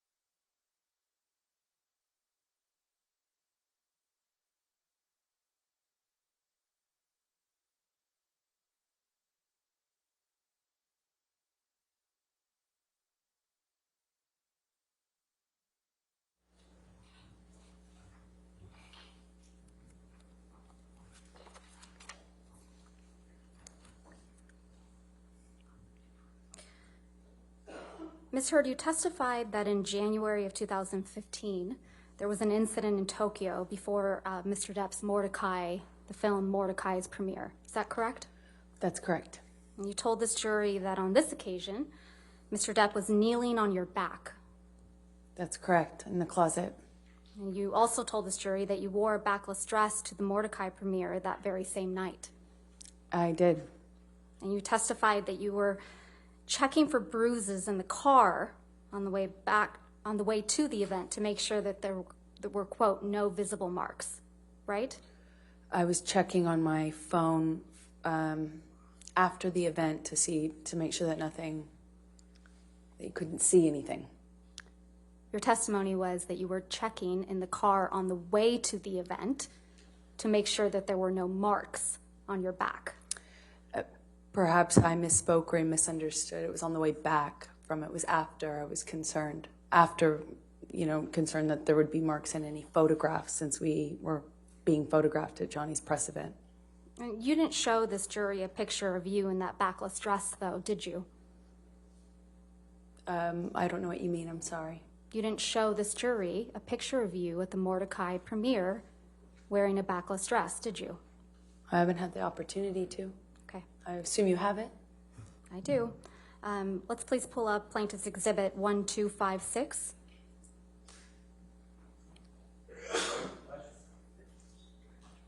This is a picture of you and Mr. Depp, or the back of you, at the Mordecai premiere in Tokyo, correct, Ms. Heard? That is correct. Your Honor, I move to admit and publish this picture. All right, 1256 in evidence.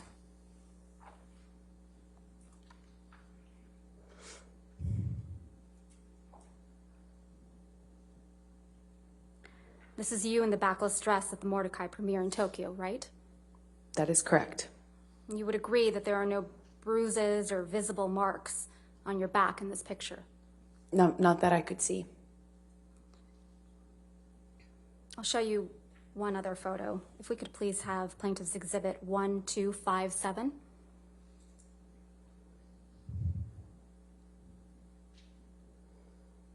This is a front angle picture of you and Mr. Depp at that premiere, correct? That is correct. Move to admit Plaintiff's Exhibit 1257. All right, 1257 in evidence.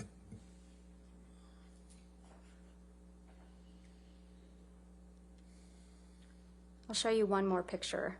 Plaintiff's Exhibit 1258.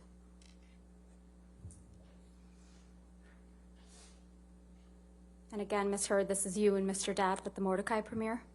Yes, it is. Move to admit Plaintiff's Exhibit 1258. All right, 1258 in evidence. Publish.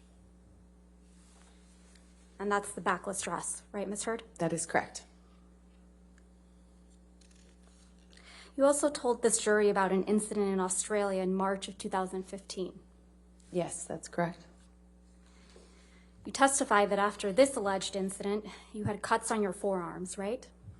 Yes, that's true. And you testified that you had cuts on the bottoms of your feet as well. Yes, that's true. And you testified that you had a bruise across your jaw from when Mr. Depp, quote, clocked you in the face, end quote. That's true. You didn't take any pictures of these injuries while you were in Australia, did you? I don't think I took any pictures. You just took 2 pictures of Mr. Depp's writing on a mirror. Isn't that right? I believe so, yes. So you had your phone on you, right? At some point I did have my phone. And your iPad? I had my iPad, I believe. And you testified that you were also raped with a liquor bottle in Australia, right, Ms. Heard? Yes. You testified you bled from your vagina as a result of that sexual assault. Yes. There aren't any medical records reflecting that you sought medical treatment for any of these injuries, are there? I did not seek medical treatment after Australia, no. Not for the rape? No, I did not want to tell anyone. Not for the cuts? No. Not for the injuries to your face? I didn't need to.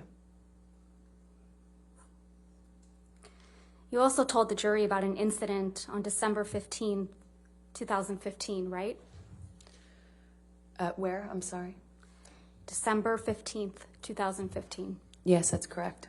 You told this jury that after this incident, you had a broken nose. It certainly felt like it. Ms. Heard, do you recall giving testimony on day 16th in this trial?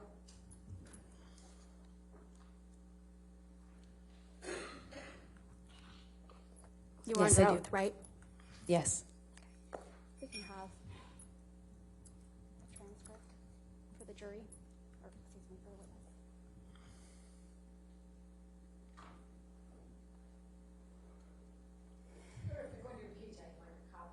witness. Okay. All right, we'll get it.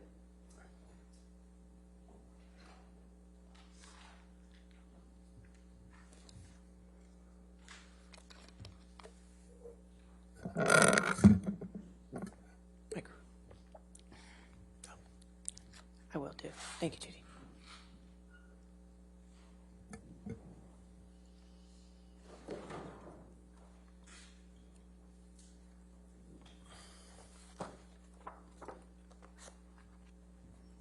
May I approach the witness, Your Honor? All right, yes, ma'am. And would you like a copy, sir? Yes, please.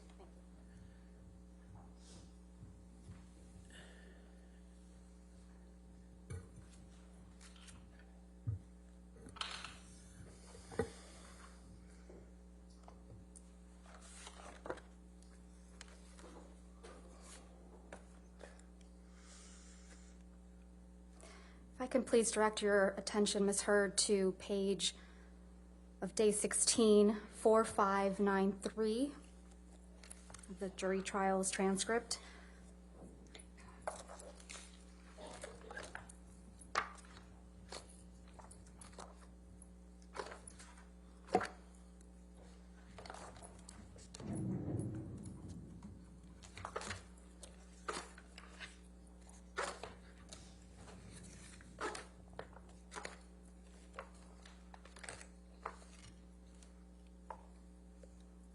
Lines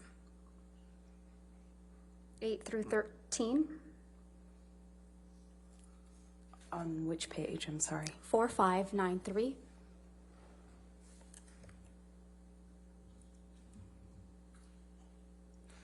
Yes? Starting on line 8. I thought I probably had a concussion and certainly thought, excuse me, strike that, let's start over. I thought I probably had a concussion and certainly that I had a broken nose. There was blood everywhere, blood all over the pillows. My head was bleeding from the ripped out hair, chunks of hair on the floor, all over the place actually. So lines 9, that I had a broken nose. Do you recall giving that testimony, Ms. Heard? Yes, exactly. So you had a broken nose, right? That's absolutely what I thought. You had 2 black eyes after this incident, right? I did have 2 black eyes after that incident. And you testified that you also had a busted lip from when Mr. Depp punched you. That is correct. From December, yes, that's correct. You testified that the lip wound kept reopening when you moved your mouth. That's correct. You also testified that you had bruising on your temple That's correct. and bruising on your chin. Correct. You also testified that your head was bleeding from where Mr. Depp ripped chunks of your hair out. I remember, yes. And that you had, quote, gross, pussy, and, quote, bruising around your temple. In my scalp, yeah. Now, for this incident, you did take pictures. That's correct. And we will look at some of those in a minute, but I first want to talk to you about your appearance on the James Corden show. Sure. Can I close this? Sure. You appeared on the James Corden show the day after this alleged incident, right? I did. And that was December 16th, 2015? Yes, that's correct. Let's please pull up a clip of your appearance from that evening. If we could, Plaintiff's Exhibit 35. And for the record, we will only be playing a portion of this, so we will call it Plaintiff's Exhibit 35A. All right, any objection? 35A in evidence. We may have it please published. Okay, thank you. Apologies. If we can please start that over. Start it over, I'm sorry. Thank you, Your Honor. I grew up.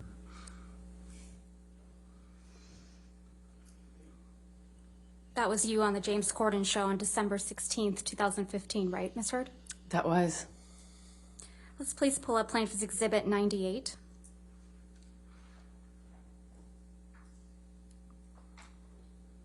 These are pictures of you on the James Corden show on December 16th, 2015, right, Ms. Heard? They look like freeze frames, like screen grabs, stills. They're not like it's not like a photo shoot, it doesn't seem. But on the James Corden show, correct? From that appearance, yes. Move to admit and publish Plaintiff's Exhibit 98. Any objection? All right. And Ms. Baruch, you could move the microphone and turn it on for you, so Judy and I are having trouble hearing you. Sorry about that. All right, thank you. All right, 98 in evidence. Thank you.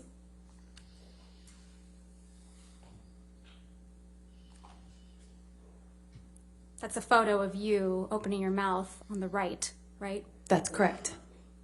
And again, a larger view of the same photo on the bottom That's correct. with a split lip. You've seen pictures of it without makeup. Yes. So you had a split lip when you I were sure moving did. your mouth that way I sure did. in those photographs. Absolutely. Okay.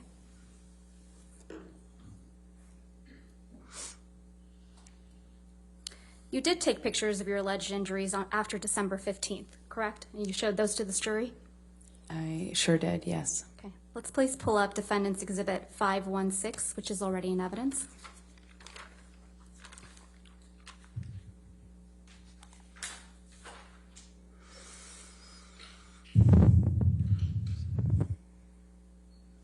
You testified that this is a picture of you after the incident on December 15th, 2015, right? It was. And if we could also please pull up Defendant's Exhibit 517, which is also in evidence.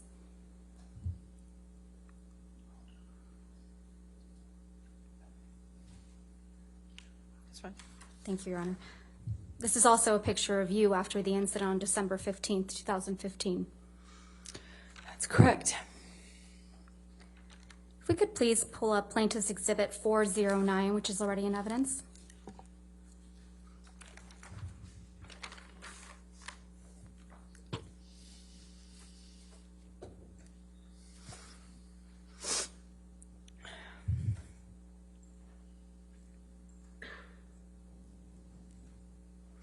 These pictures ended up in People magazine in June of 2016. Isn't that right, Ms. Heard? That's correct. You gave these pictures to People magazine after you publicly accused Mr. Depp of domestic abuse, didn't you? I didn't personally know. This was you protecting Mr. Depp after you got the restraining order against him, isn't it? No, this is him calling me a liar and me forcing to prove it, as I mentioned to you earlier. So you did give these pictures to People magazine? No, I gave these pictures actually to my lawyers and my representatives at the time. So it's your testimony, Ms. Heard, that your lawyers and representatives gave these pictures of their client to People magazine in the middle of a contentious divorce? I certainly did not personally give it, no.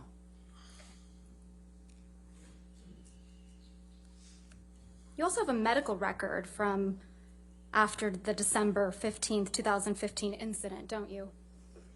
A partial one, yes. You went to see Dr. Kipper's office a couple days later. That's right. He wasn't in the office. Can we please pull up Plaintiff's Exhibit 47, which is already in evidence?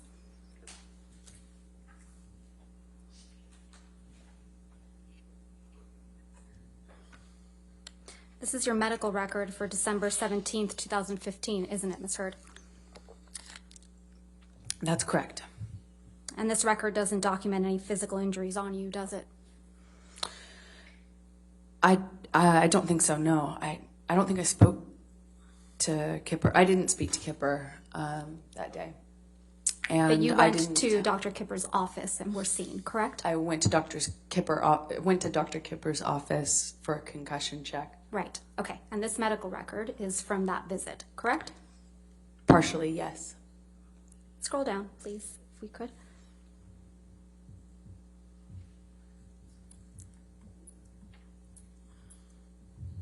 the signature Kipper down below. This is the entirety of the medical record, right, Ms. Heard? Yes, what I meant by partial is I didn't talk about what happened to me. I didn't get into my injuries. I didn't get into what happened or ask for anything other than should I get some sort of scan done. But this record doesn't document any physical injuries on you, does it? I'd have to read it in full, but I don't know. Well, let's do that. If we could please go, well, under skin on the second page, it reads intact, normal color, moisture, hair distribution, texture, turgor, no signs of, oh, this is going to be hard, cyanosis, mottling, jaundice. It also says I'm a well-nourished male. Right. I have no idea what that means. I think this medical record's missing a lot of things. Yeah, but it doesn't document any physical injuries. Doesn't seem to be documenting anything. Probably because there was nothing to document, right, Ms. Heard? I disagree with you on that. You don't have any medical records reflecting that you broke your nose during your relationship with Mr. Depp, do you? I saw an ENT after my relationship ended. And you saw an ENT, it's your testimony under oath that you saw an ENT for broken noses that you sustained as a result of Mr. Depp? No, but the ENT told me I sustained Objection. multiple fractures. No, I'm going to move to strike. I'll on it. sustain the objection. I'll move to strike. Okay. Thank you. So again, just to try my question, there's no medical records reflecting that you broke your nose during your relationship with Mr. Depp, is there, Ms. Heard? I don't know what made it in evidence, but I do know that I documented that visit and that everything was given to my attorneys. Ms. Heard, you never went to see any doctor or surgeon to treat a broken nose during your relationship with Mr. Depp, yes or no? I never sought treatment for a broken nose while I was with Johnny. Or after you were with Mr. Depp, as a result of any injuries you sustained as a result of Mr. Depp? Afterwards, yes, I did. And you didn't produce those medical records in this case? I'm going to object, Your Honor. She did. I did. I don't know. All right. They have not been produced, Your Yet Honor. they've not only All right, been if you would produced. come and approach.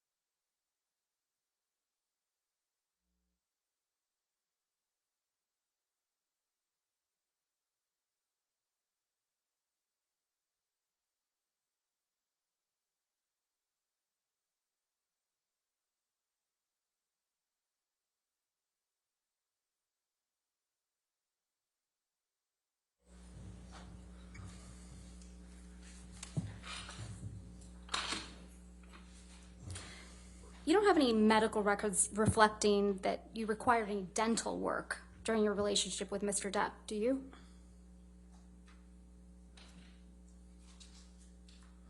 I don't know. I don't recall. You don't recall one way or another seeking dental care for any injuries you allegedly sustained? You asked me about if I had produced records or if I had records. That's a different question.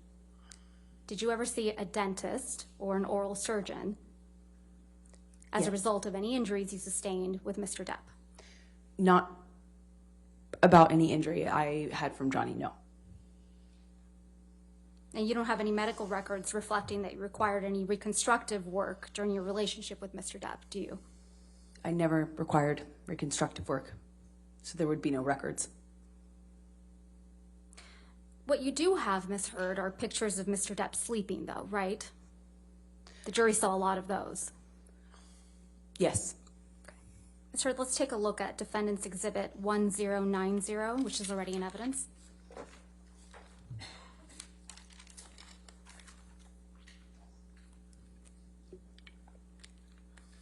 You took this photograph, right, Ms. Heard? That's correct. And you testified that this was taken in Tokyo in July of 2013, correct? Yes. So you decided to take a picture of Mr. Depp asleep on the floor? He was passed out. That's a yes. And I took a picture of him because he wouldn't remember. He claimed he didn't pass out that way. And sometimes security would carry him like a baby into bed, get him changed, and he would be none the wiser. So I started taking pictures of it so that he knew that it was real, that it had gotten this bad. Let's take a look at Defendant's Exhibit 1091, which is already in evidence. You took this picture as well. Yes. And this is a picture that was taken in the Bahamas, right? It's one of them, yes. And this is a picture of Mr. Depp taking a nap on his tropical island? I believe he was on the nod, but as he would say. Sleeping on the nod on his island? They're very different, in my opinion. And Okay. yes, he is on the island. On vacation. We were on vacation, yes. Let's also take a look at Defendant's Exhibit 1092, which is also in evidence. You also took this picture, right, Ms. Heard? That's correct. I did. And this is another picture of Mr. Depp asleep in a chair. No, he was nodding off. Sleep is different. When you're nodding off, you're high on drugs, didn't even feel the cigarette in his hand that had, been burning on his leg.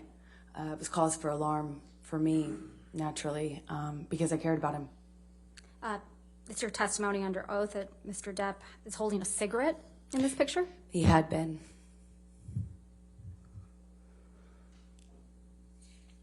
You seem to really like taking pictures of Mr. Depp while he's sleeping, don't you?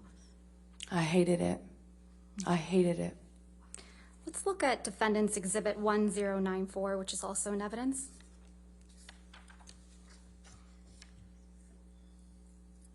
You took this picture of Mr. Depp as well, didn't you? I did.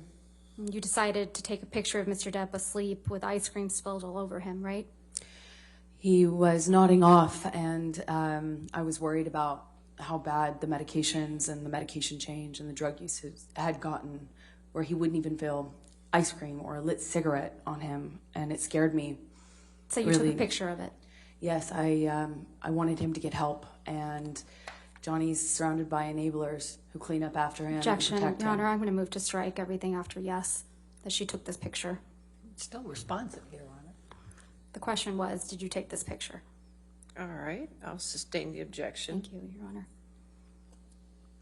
This isn't a very flattering picture of Mr. Depp, is it? No, it's not. You wouldn't agree that this is, or you would agree with me that this is an embarrassing scene, right? Yes, I think it's a part of getting help, is looking at it, seeing it. But you sent this picture to one of your friends, didn't you? I don't recall. If we could please pull up Defendant's Exhibit 252.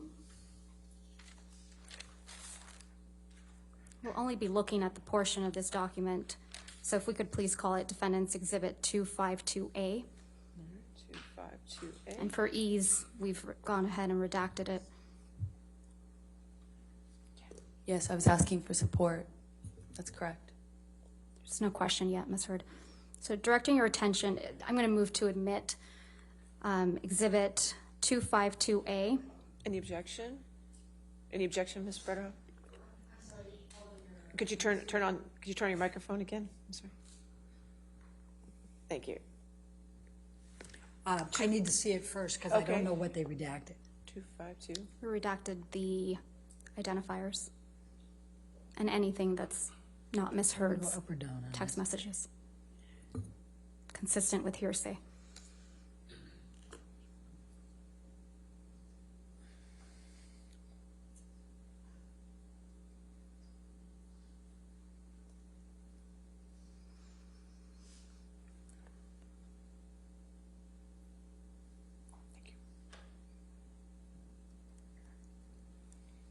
Your Honor, may we approach? Okay.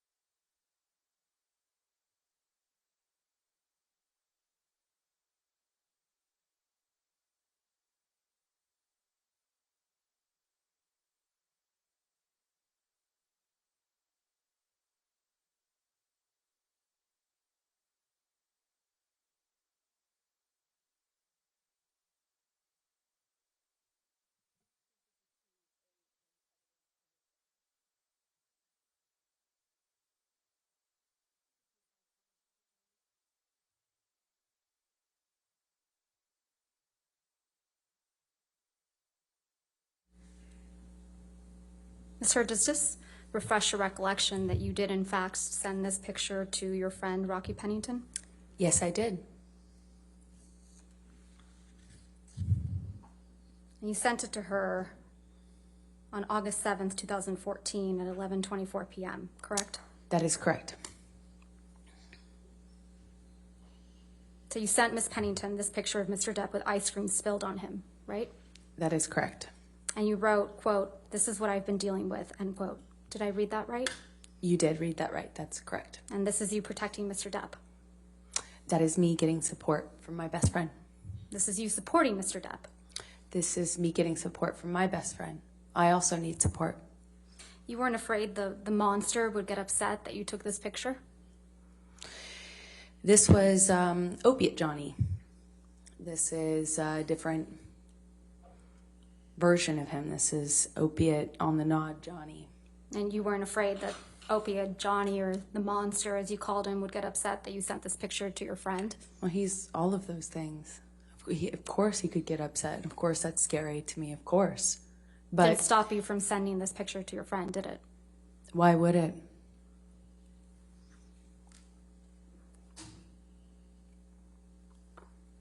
Mr. Depp's right hand is in his pocket, right, Miss Heard? In this Yes, picture? that's correct. You also showed this jury pictures of cocaine. Do you recall that? Yes, that's correct. Let's please take a look at one of those. If we could please pull up Defendant's Exhibit 167A, which is already in evidence.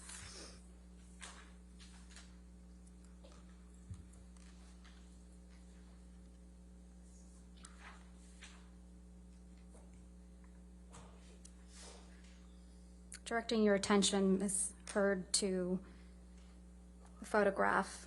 This is a photograph you took in March of 2013, right? That is correct. And this was taken at your apartment in Orange? Yes, And this is your breakfast table? that is correct. And it's your testimony that Mr. Depp left this breakfast table just the way you took it. That is correct. So this is what the table looked like after Mr. Depp had been doing cocaine? Well, clearly he has yet to snort these lines. There are 4 lines of cocaine on this table, right, Ms. Heard? In this picture, I see 4 lines. There isn't any cocaine residue around those lines, right? Not that I can tell, no. Doesn't really look like anyone's been doing cocaine off that table, does it? With all due respect, I'm not sure you know how that works. I'm asking if you do. You've testified you've done cocaine. I have. Doesn't really look like Mr. Depp or anyone was doing cocaine off that table, does it? I beg to differ with you on that. When you snort cocaine, typically it goes into your nose. And there's Doesn't stay on the residue. table. There's residue from that cocaine when your lips and nose touch the table, right? Well, the tampon applicator next to the driver's license that you see is a device that I believe my sister had taught him to use in order to put the cocaine in your nose. Mr. Depp is a pretty heavy smoker, right?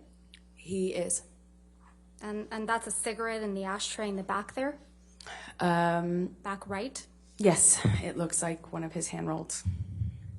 There's no other cigarettes in that ashtray, are there? I see 1 cigarette. The one that's not smoked. That's correct. There's no ash in that ashtray either, is there?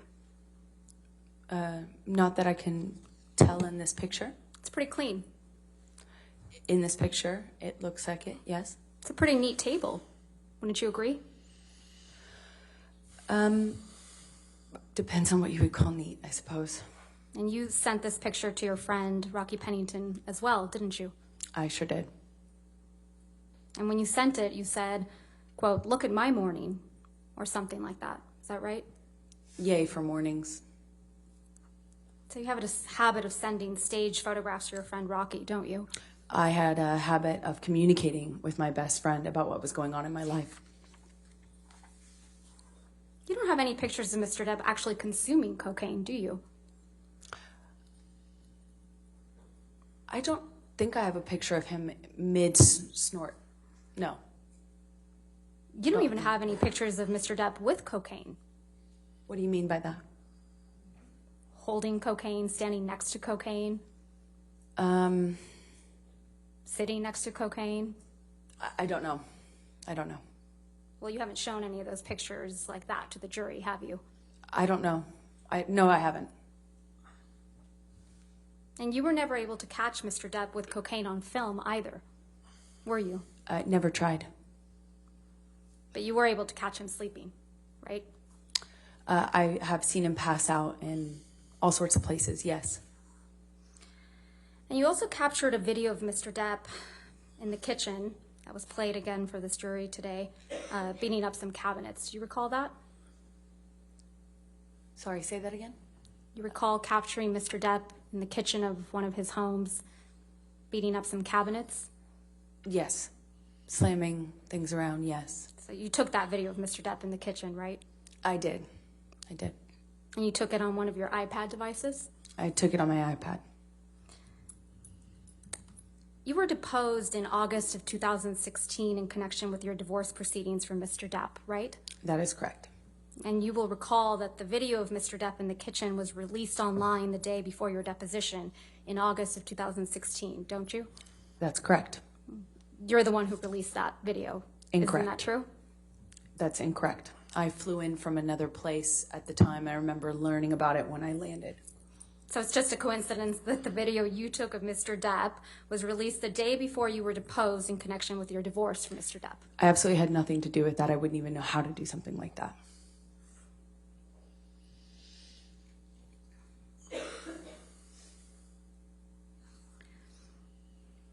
You settled your divorce from Mr. Depp in August of 2016, right? That sounds right. And in connection with that settlement, you received $7 million from Mr. Depp, true? That's correct. And then 6.8, exactly. your settlement amount was $7 million. That's correct. And then you released a statement in which you claimed you would be donating the entire $7 million to charity, right? That's correct. You stated you would be donating half of the $7 million to the ACLU, That's correct. and you would be donating the other half to Children's Hospital of Los Angeles. That is correct. And you also stated, with respect to the $7 million divorce settlement, that money played no role except for the extent that you could donate the money to charity. Yes, that's correct. If we could please pull up Plaintiff's Exhibit 1259.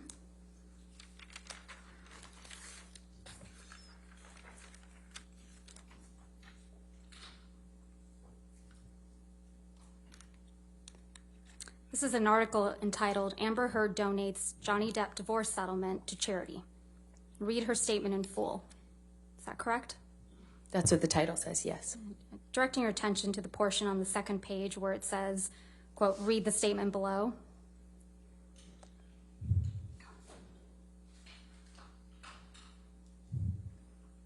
Is that the statement you released, Ms. Heard? That is correct. Your Honor, I move to admit the statement and the article as redacted. Objection, hearsay. It's her statement. This is not her statement. This is some. She just testified, Your Honor, that it's her statement. May I say the full? Everything else is redacted. Okay, then I have no objection. All right, 1259 in evidence as redacted. The statement reads, as described in the restraining order and divorce settlement, money played no role for me personally and never has, except to the extent that I could donate it to charity, and in doing so, hopefully help those less able to defend themselves. As reported in the media, the amount received in the divorce was $7 million, and $7 million is being donated. This is over and above any funds that I have given away in the past and will continue to give away in the future. Did I read that correctly? That is correct. I don't remember that last line, but I have no, it doesn't stand out to me as wrong. There's nothing inaccurate in the statement. Not that I recognize, no. Mr. Depp donated $100,000 of the divorce settlement directly to the ACLU. Is that right? Right at the beginning of the divorce settlement, he donated $100,000 to each charity on my behalf or towards my contribution. So $100,000 To each. To the ACLU. And to the Children's Hospital. And in response, you publicly demanded that Mr. Depp pay the divorce settlement directly to you instead of the charities, right? That was always the agreement, actually, is for him to pay me directly. It was not his money as per the settlement agreement to give away and reap a tax benefit from. I said if he wants to do it and give to charity all of a sudden, then he should pay the correct amount and not try to get a big tax break for it. So effectively for his tax bracket, he should be paying double that amount to the charity directly. And if he wanted to pay the charity directly, he could. He could do that, it was fine with me, but he would need to pay the adjusted amount. Ultimately, the rest of the $7 million divorce settlement was paid directly to you, right?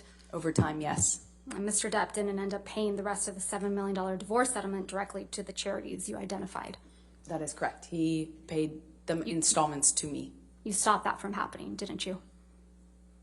I don't understand what your question is. I'm sorry. You stopped Mr. Depp from paying the charities that you had named directly. That is incorrect. I said if you want to pay the charities directly, pay the adjusted amount, or pay as per our agreement in the settlement or in the divorce, as per our agreement. You also And he publicly chose to do the former, not the latter. I mean, the other way around. You also publicly stated that the $7 million divorce settlement should be paid to the charities immediately in full, right? If he wanted to pay it in the way that he was suggesting, yes. And you said publicly that the payments to the charities should not be drawn out over many years, right? I said that I don't recall the exact words that I used, but basically that he shouldn't use this as a novel interest in getting a tax break. That if he wanted to do that and not pay me the settlement, that was fine, but he would have to pay the adjusted amount and not make it, a commitment he would not fulfill or try to avoid in some other way. And that's because you wanted the entire world to think that you were donating every penny of the $7 million divorce settlement as soon as you received it from Mr. Depp. Isn't that right? No, I was going to be receiving it in installments, and I would be paying in installments the donations. In fact, you released a statement in response to Mr. Depp's $100,000 donations to the ACLU and CHLA, didn't you? I don't recall. Let's see if we can refresh your recollection. If we could please pull up Plaintiff's Exhibit 1260.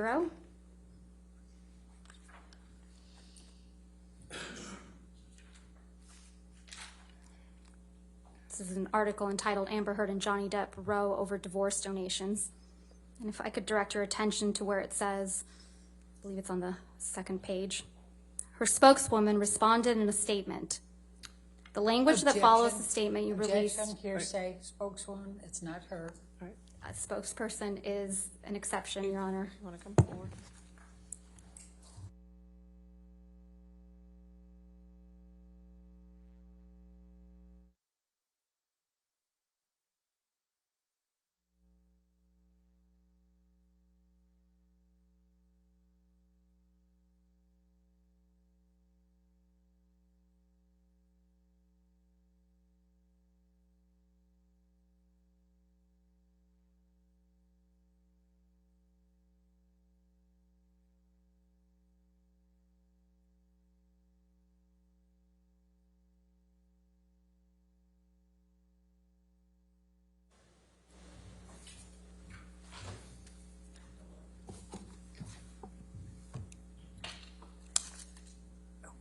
You released a statement Your Honor, through. may we approach again?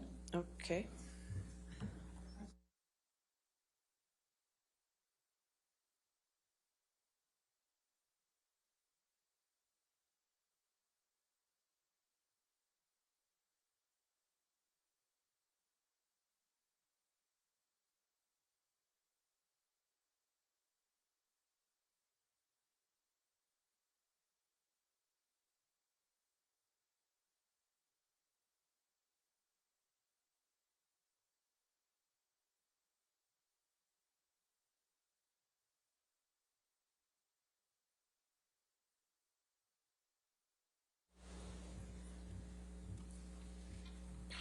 before we ask the next question, I'll just hand you a copy of this one. I want to see it before you ask. That's what I'm saying. Okay. That's exactly what I said.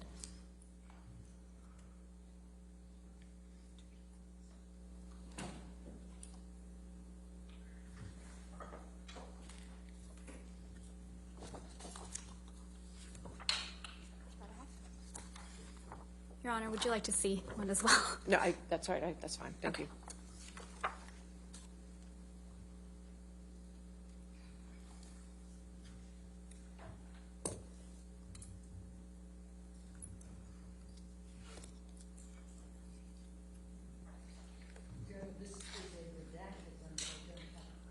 Could you please turn your microphone on? I'm sorry, Ms. Baruch.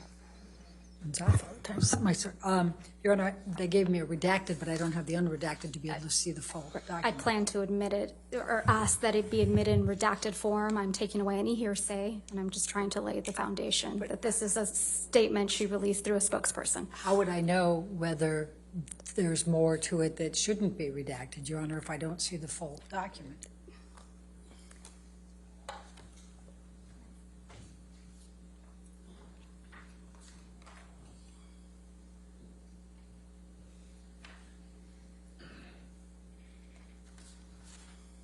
Your Honor, the witness can testify as to whether this is a full statement or not. The witness can't do, we have the right to be able to see the document. All right. Do you have a document that's not redacted? We can pull it up on our computers. Okay. Just give us a moment, Your Honor. All right. I can represent this is the full statement that's reported. Okay, give her an opportunity to look at the unredacted one. Thank you, Your Honor.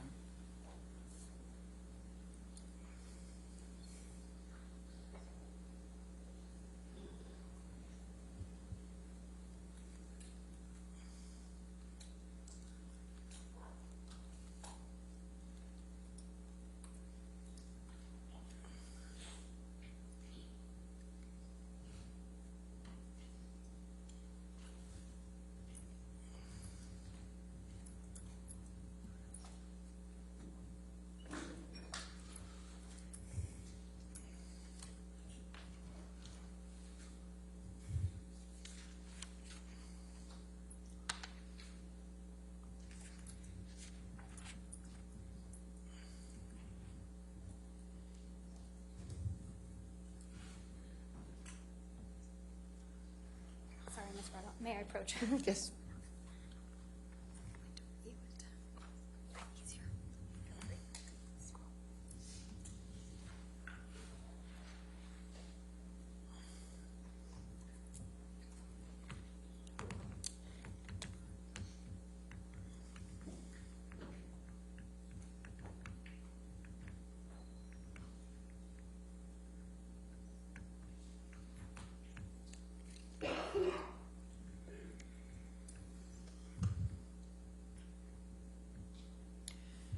So, Your Honor, can we have a copy of this?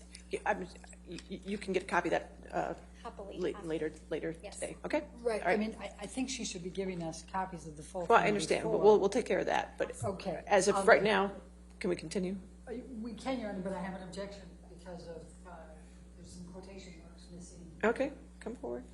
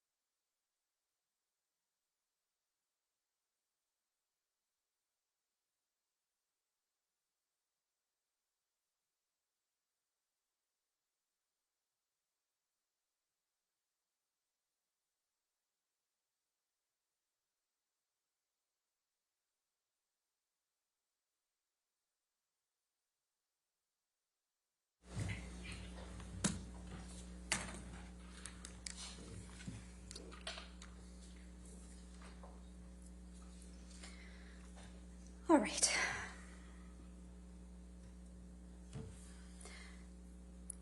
So directing your attention, Ms. Heard, where it says her spokeswoman responded in a statement Your The Honor- language that follows. Your Honor, again, she can't read it. She has to show it The to her. language that follows. Right. If you want to lay a Is this- foundation to that. Go ahead. You released a statement after Mr. Depp donated $100,000 to the ACLU and $100,000 to CHLA. Correct, Ms. Heard? I think so, yes. Okay. And the language that follows is the statement you released in response to Mr. Depp's donations, right? I don't know if this is the official statement. I have no idea. The statement that starts at Objection, Your Honor. Amber Heard. That's the only thing I'm going to say. Would you please read that to yourself, Ms. Heard?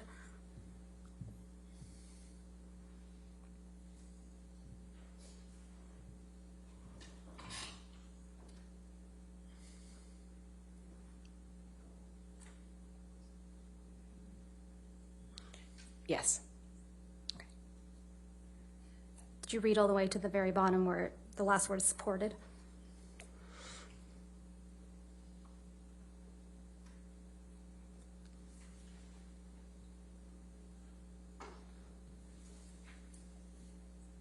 Yes. Okay. That's a statement you released through your spokeswoman after Mr. Depp made the donations to the CHLA and the ACLU. Correct, Ms. Heard? I do not recall exactly what my statement was. I don't disagree with anything in the statement, but I just simply don't recall what the statement was we released. Is there anything inaccurate in that statement, Ms. Heard? No. Okay. I'm going to move to admit. Objection, Your Honor, lack of foundation. No, I'll overrule the objection. 1260 in evidence over objection. Thank you, Your Honor.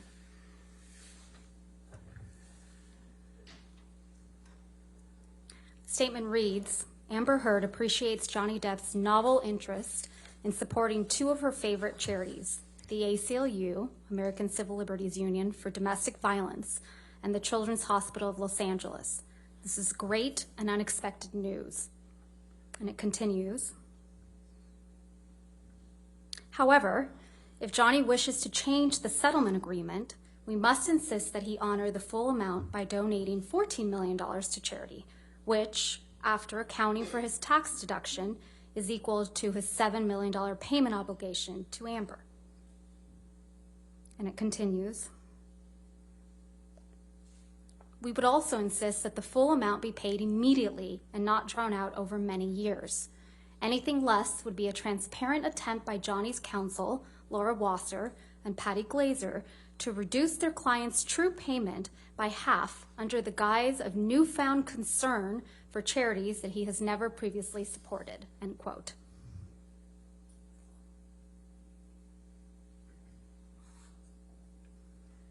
Did I read that correctly? Yes. Thank you. After this, you kept commenting about the donation of your divorce settlement, right? I don't know what you mean by that. Okay. You spoke about donating your divorce settlement on a Danish TV show, correct? I believe I said I had. I believe I said I donated it to charity, but it was already printed or already commented on and stated in the press. I had already released that information in the press. I think I just confirmed it on that show. You appeared on a show called RTL Late Night, right? I don't recall what show it was. If we could please play Plaintiff's Exhibit 346, which is a portion of your appearance on this program. And we would ask that it be moved into evidence and ask for any permission objection? to publish it. It contains, it has hearsay, it contains other communications with other individuals. Your Honor, if we may approach Okay. very briefly.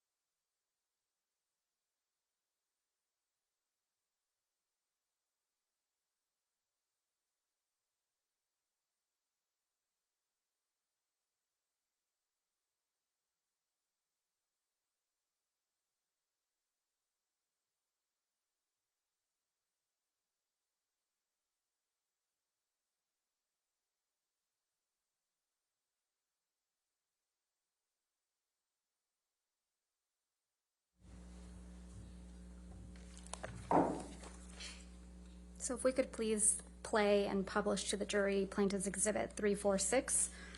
All right, 346 in evidence. Go ahead. And actually were all kinds of accusations flying your way when you said all this, and then there was a divorce settlement. You got $7 million. People were saying this is all about the money, but then you did something that twisted that whole argument. What did you do with that money? $7 million in total was donated to, I split it between the ACLU and Children's Hospital of Los Angeles. ACLU is a human rights organization. Sorry, ACLU is a prominent organization, nonprofit organization in the United States. Yeah. It's called the American Civil Liberties Union, and they work on behalf of marginalized communities on the ground and in legislative reform. Right. And well, more power to you, because that's something that I've never heard of. I wanted nothing.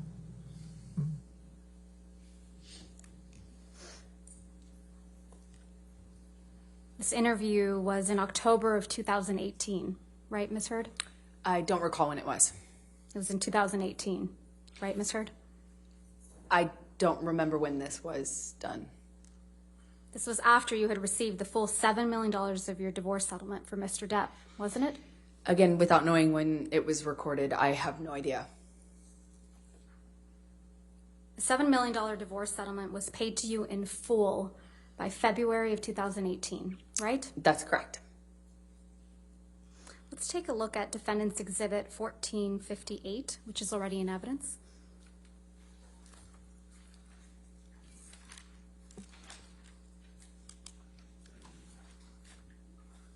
This is the deal point memorandum from your divorce settlement, right, Ms. Heard? Yes, that's what it looks like. And if we go down to the bottom of page 4,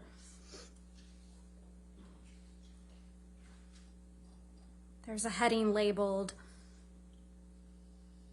Equalization Payment. Do you see that? Yes. And underneath that, it outlines a payment schedule for the divorce payments, correct? Yes. Well, it begins to. And if we go on page 5,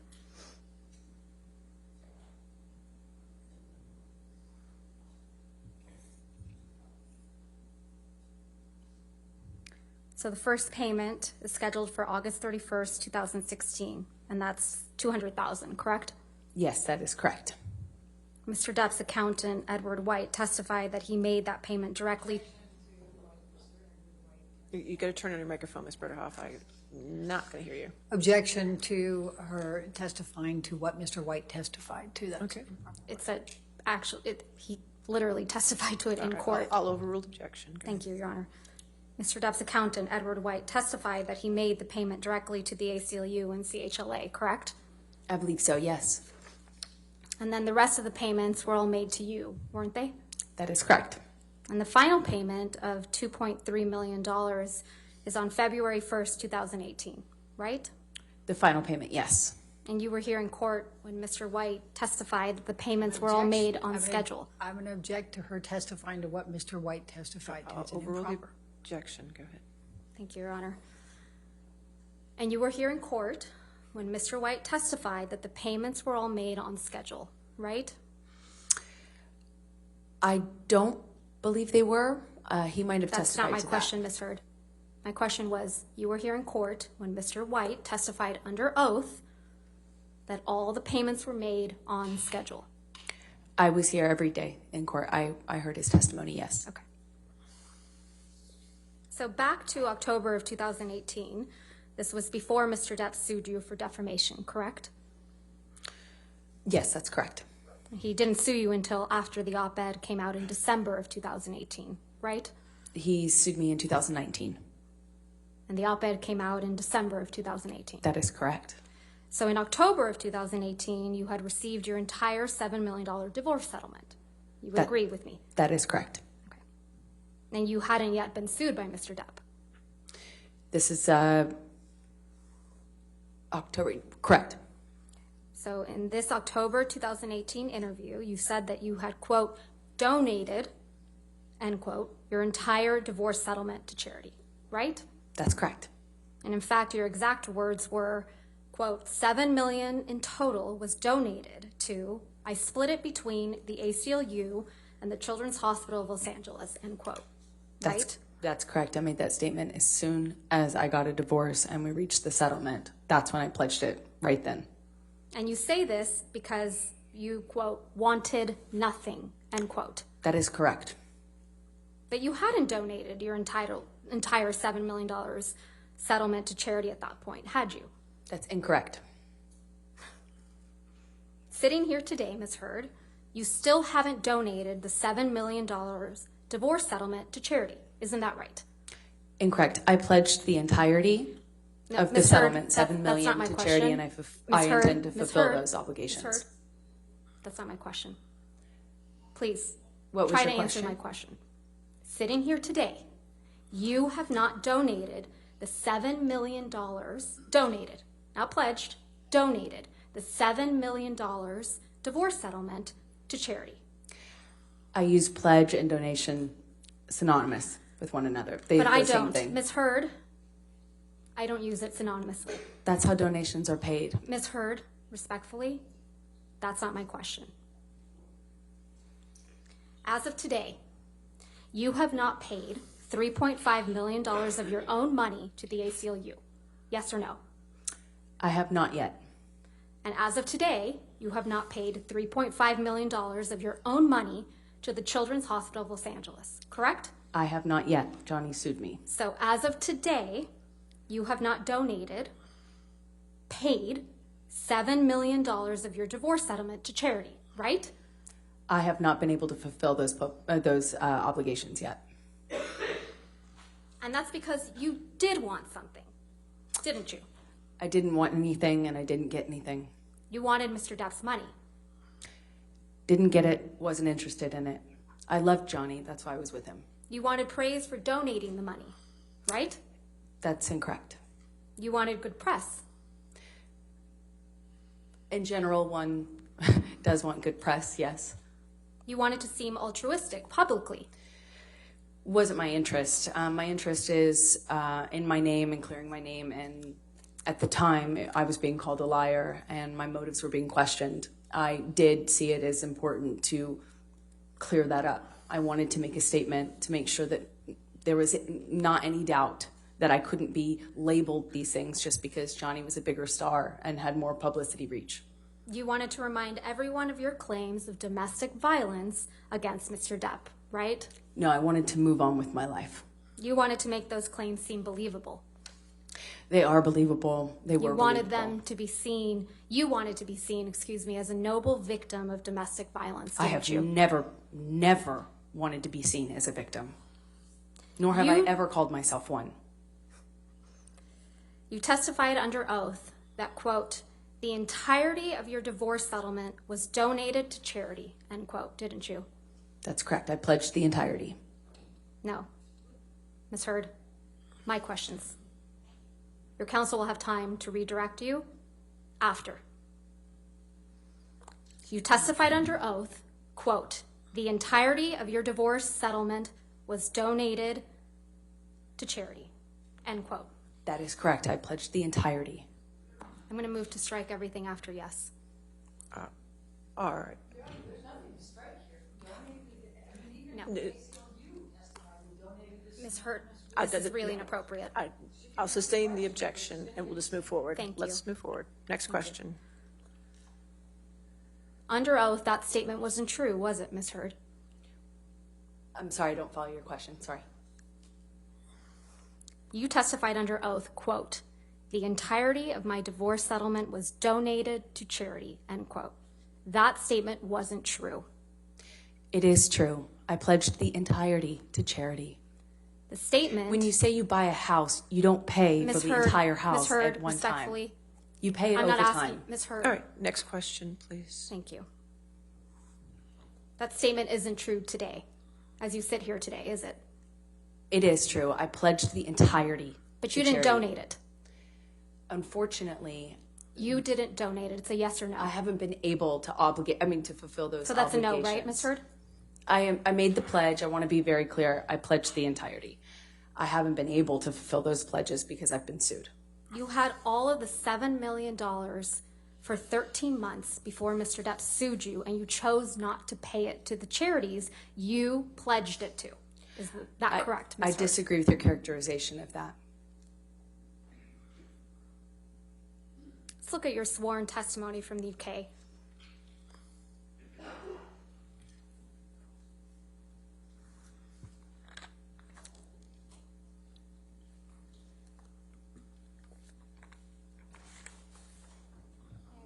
All right, yes, ma'am.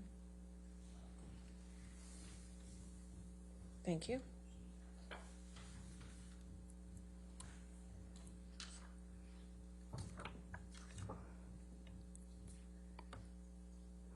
Ms. Vasquez, do you want me to close the shades? That would be Okay. wonderful. There's this light coming across. And, So I appreciate that. Has to be a It's little probably good uncomfortable. light. Thank you, Your Honor. all right.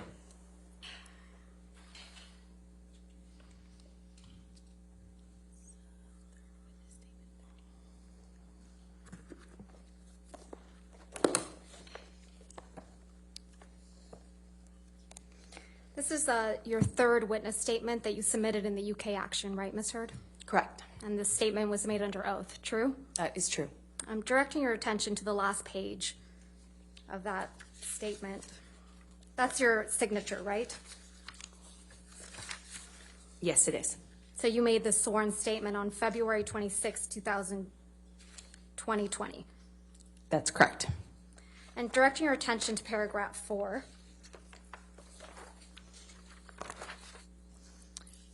It says, quote, I remained financially independent from him the whole time we were together, and the entire amount of my divorce settlement was donated to charity, end quote. That is correct. Did I read that correctly? Yes, you did. The him you were referring to is Mr. Depp. That is correct.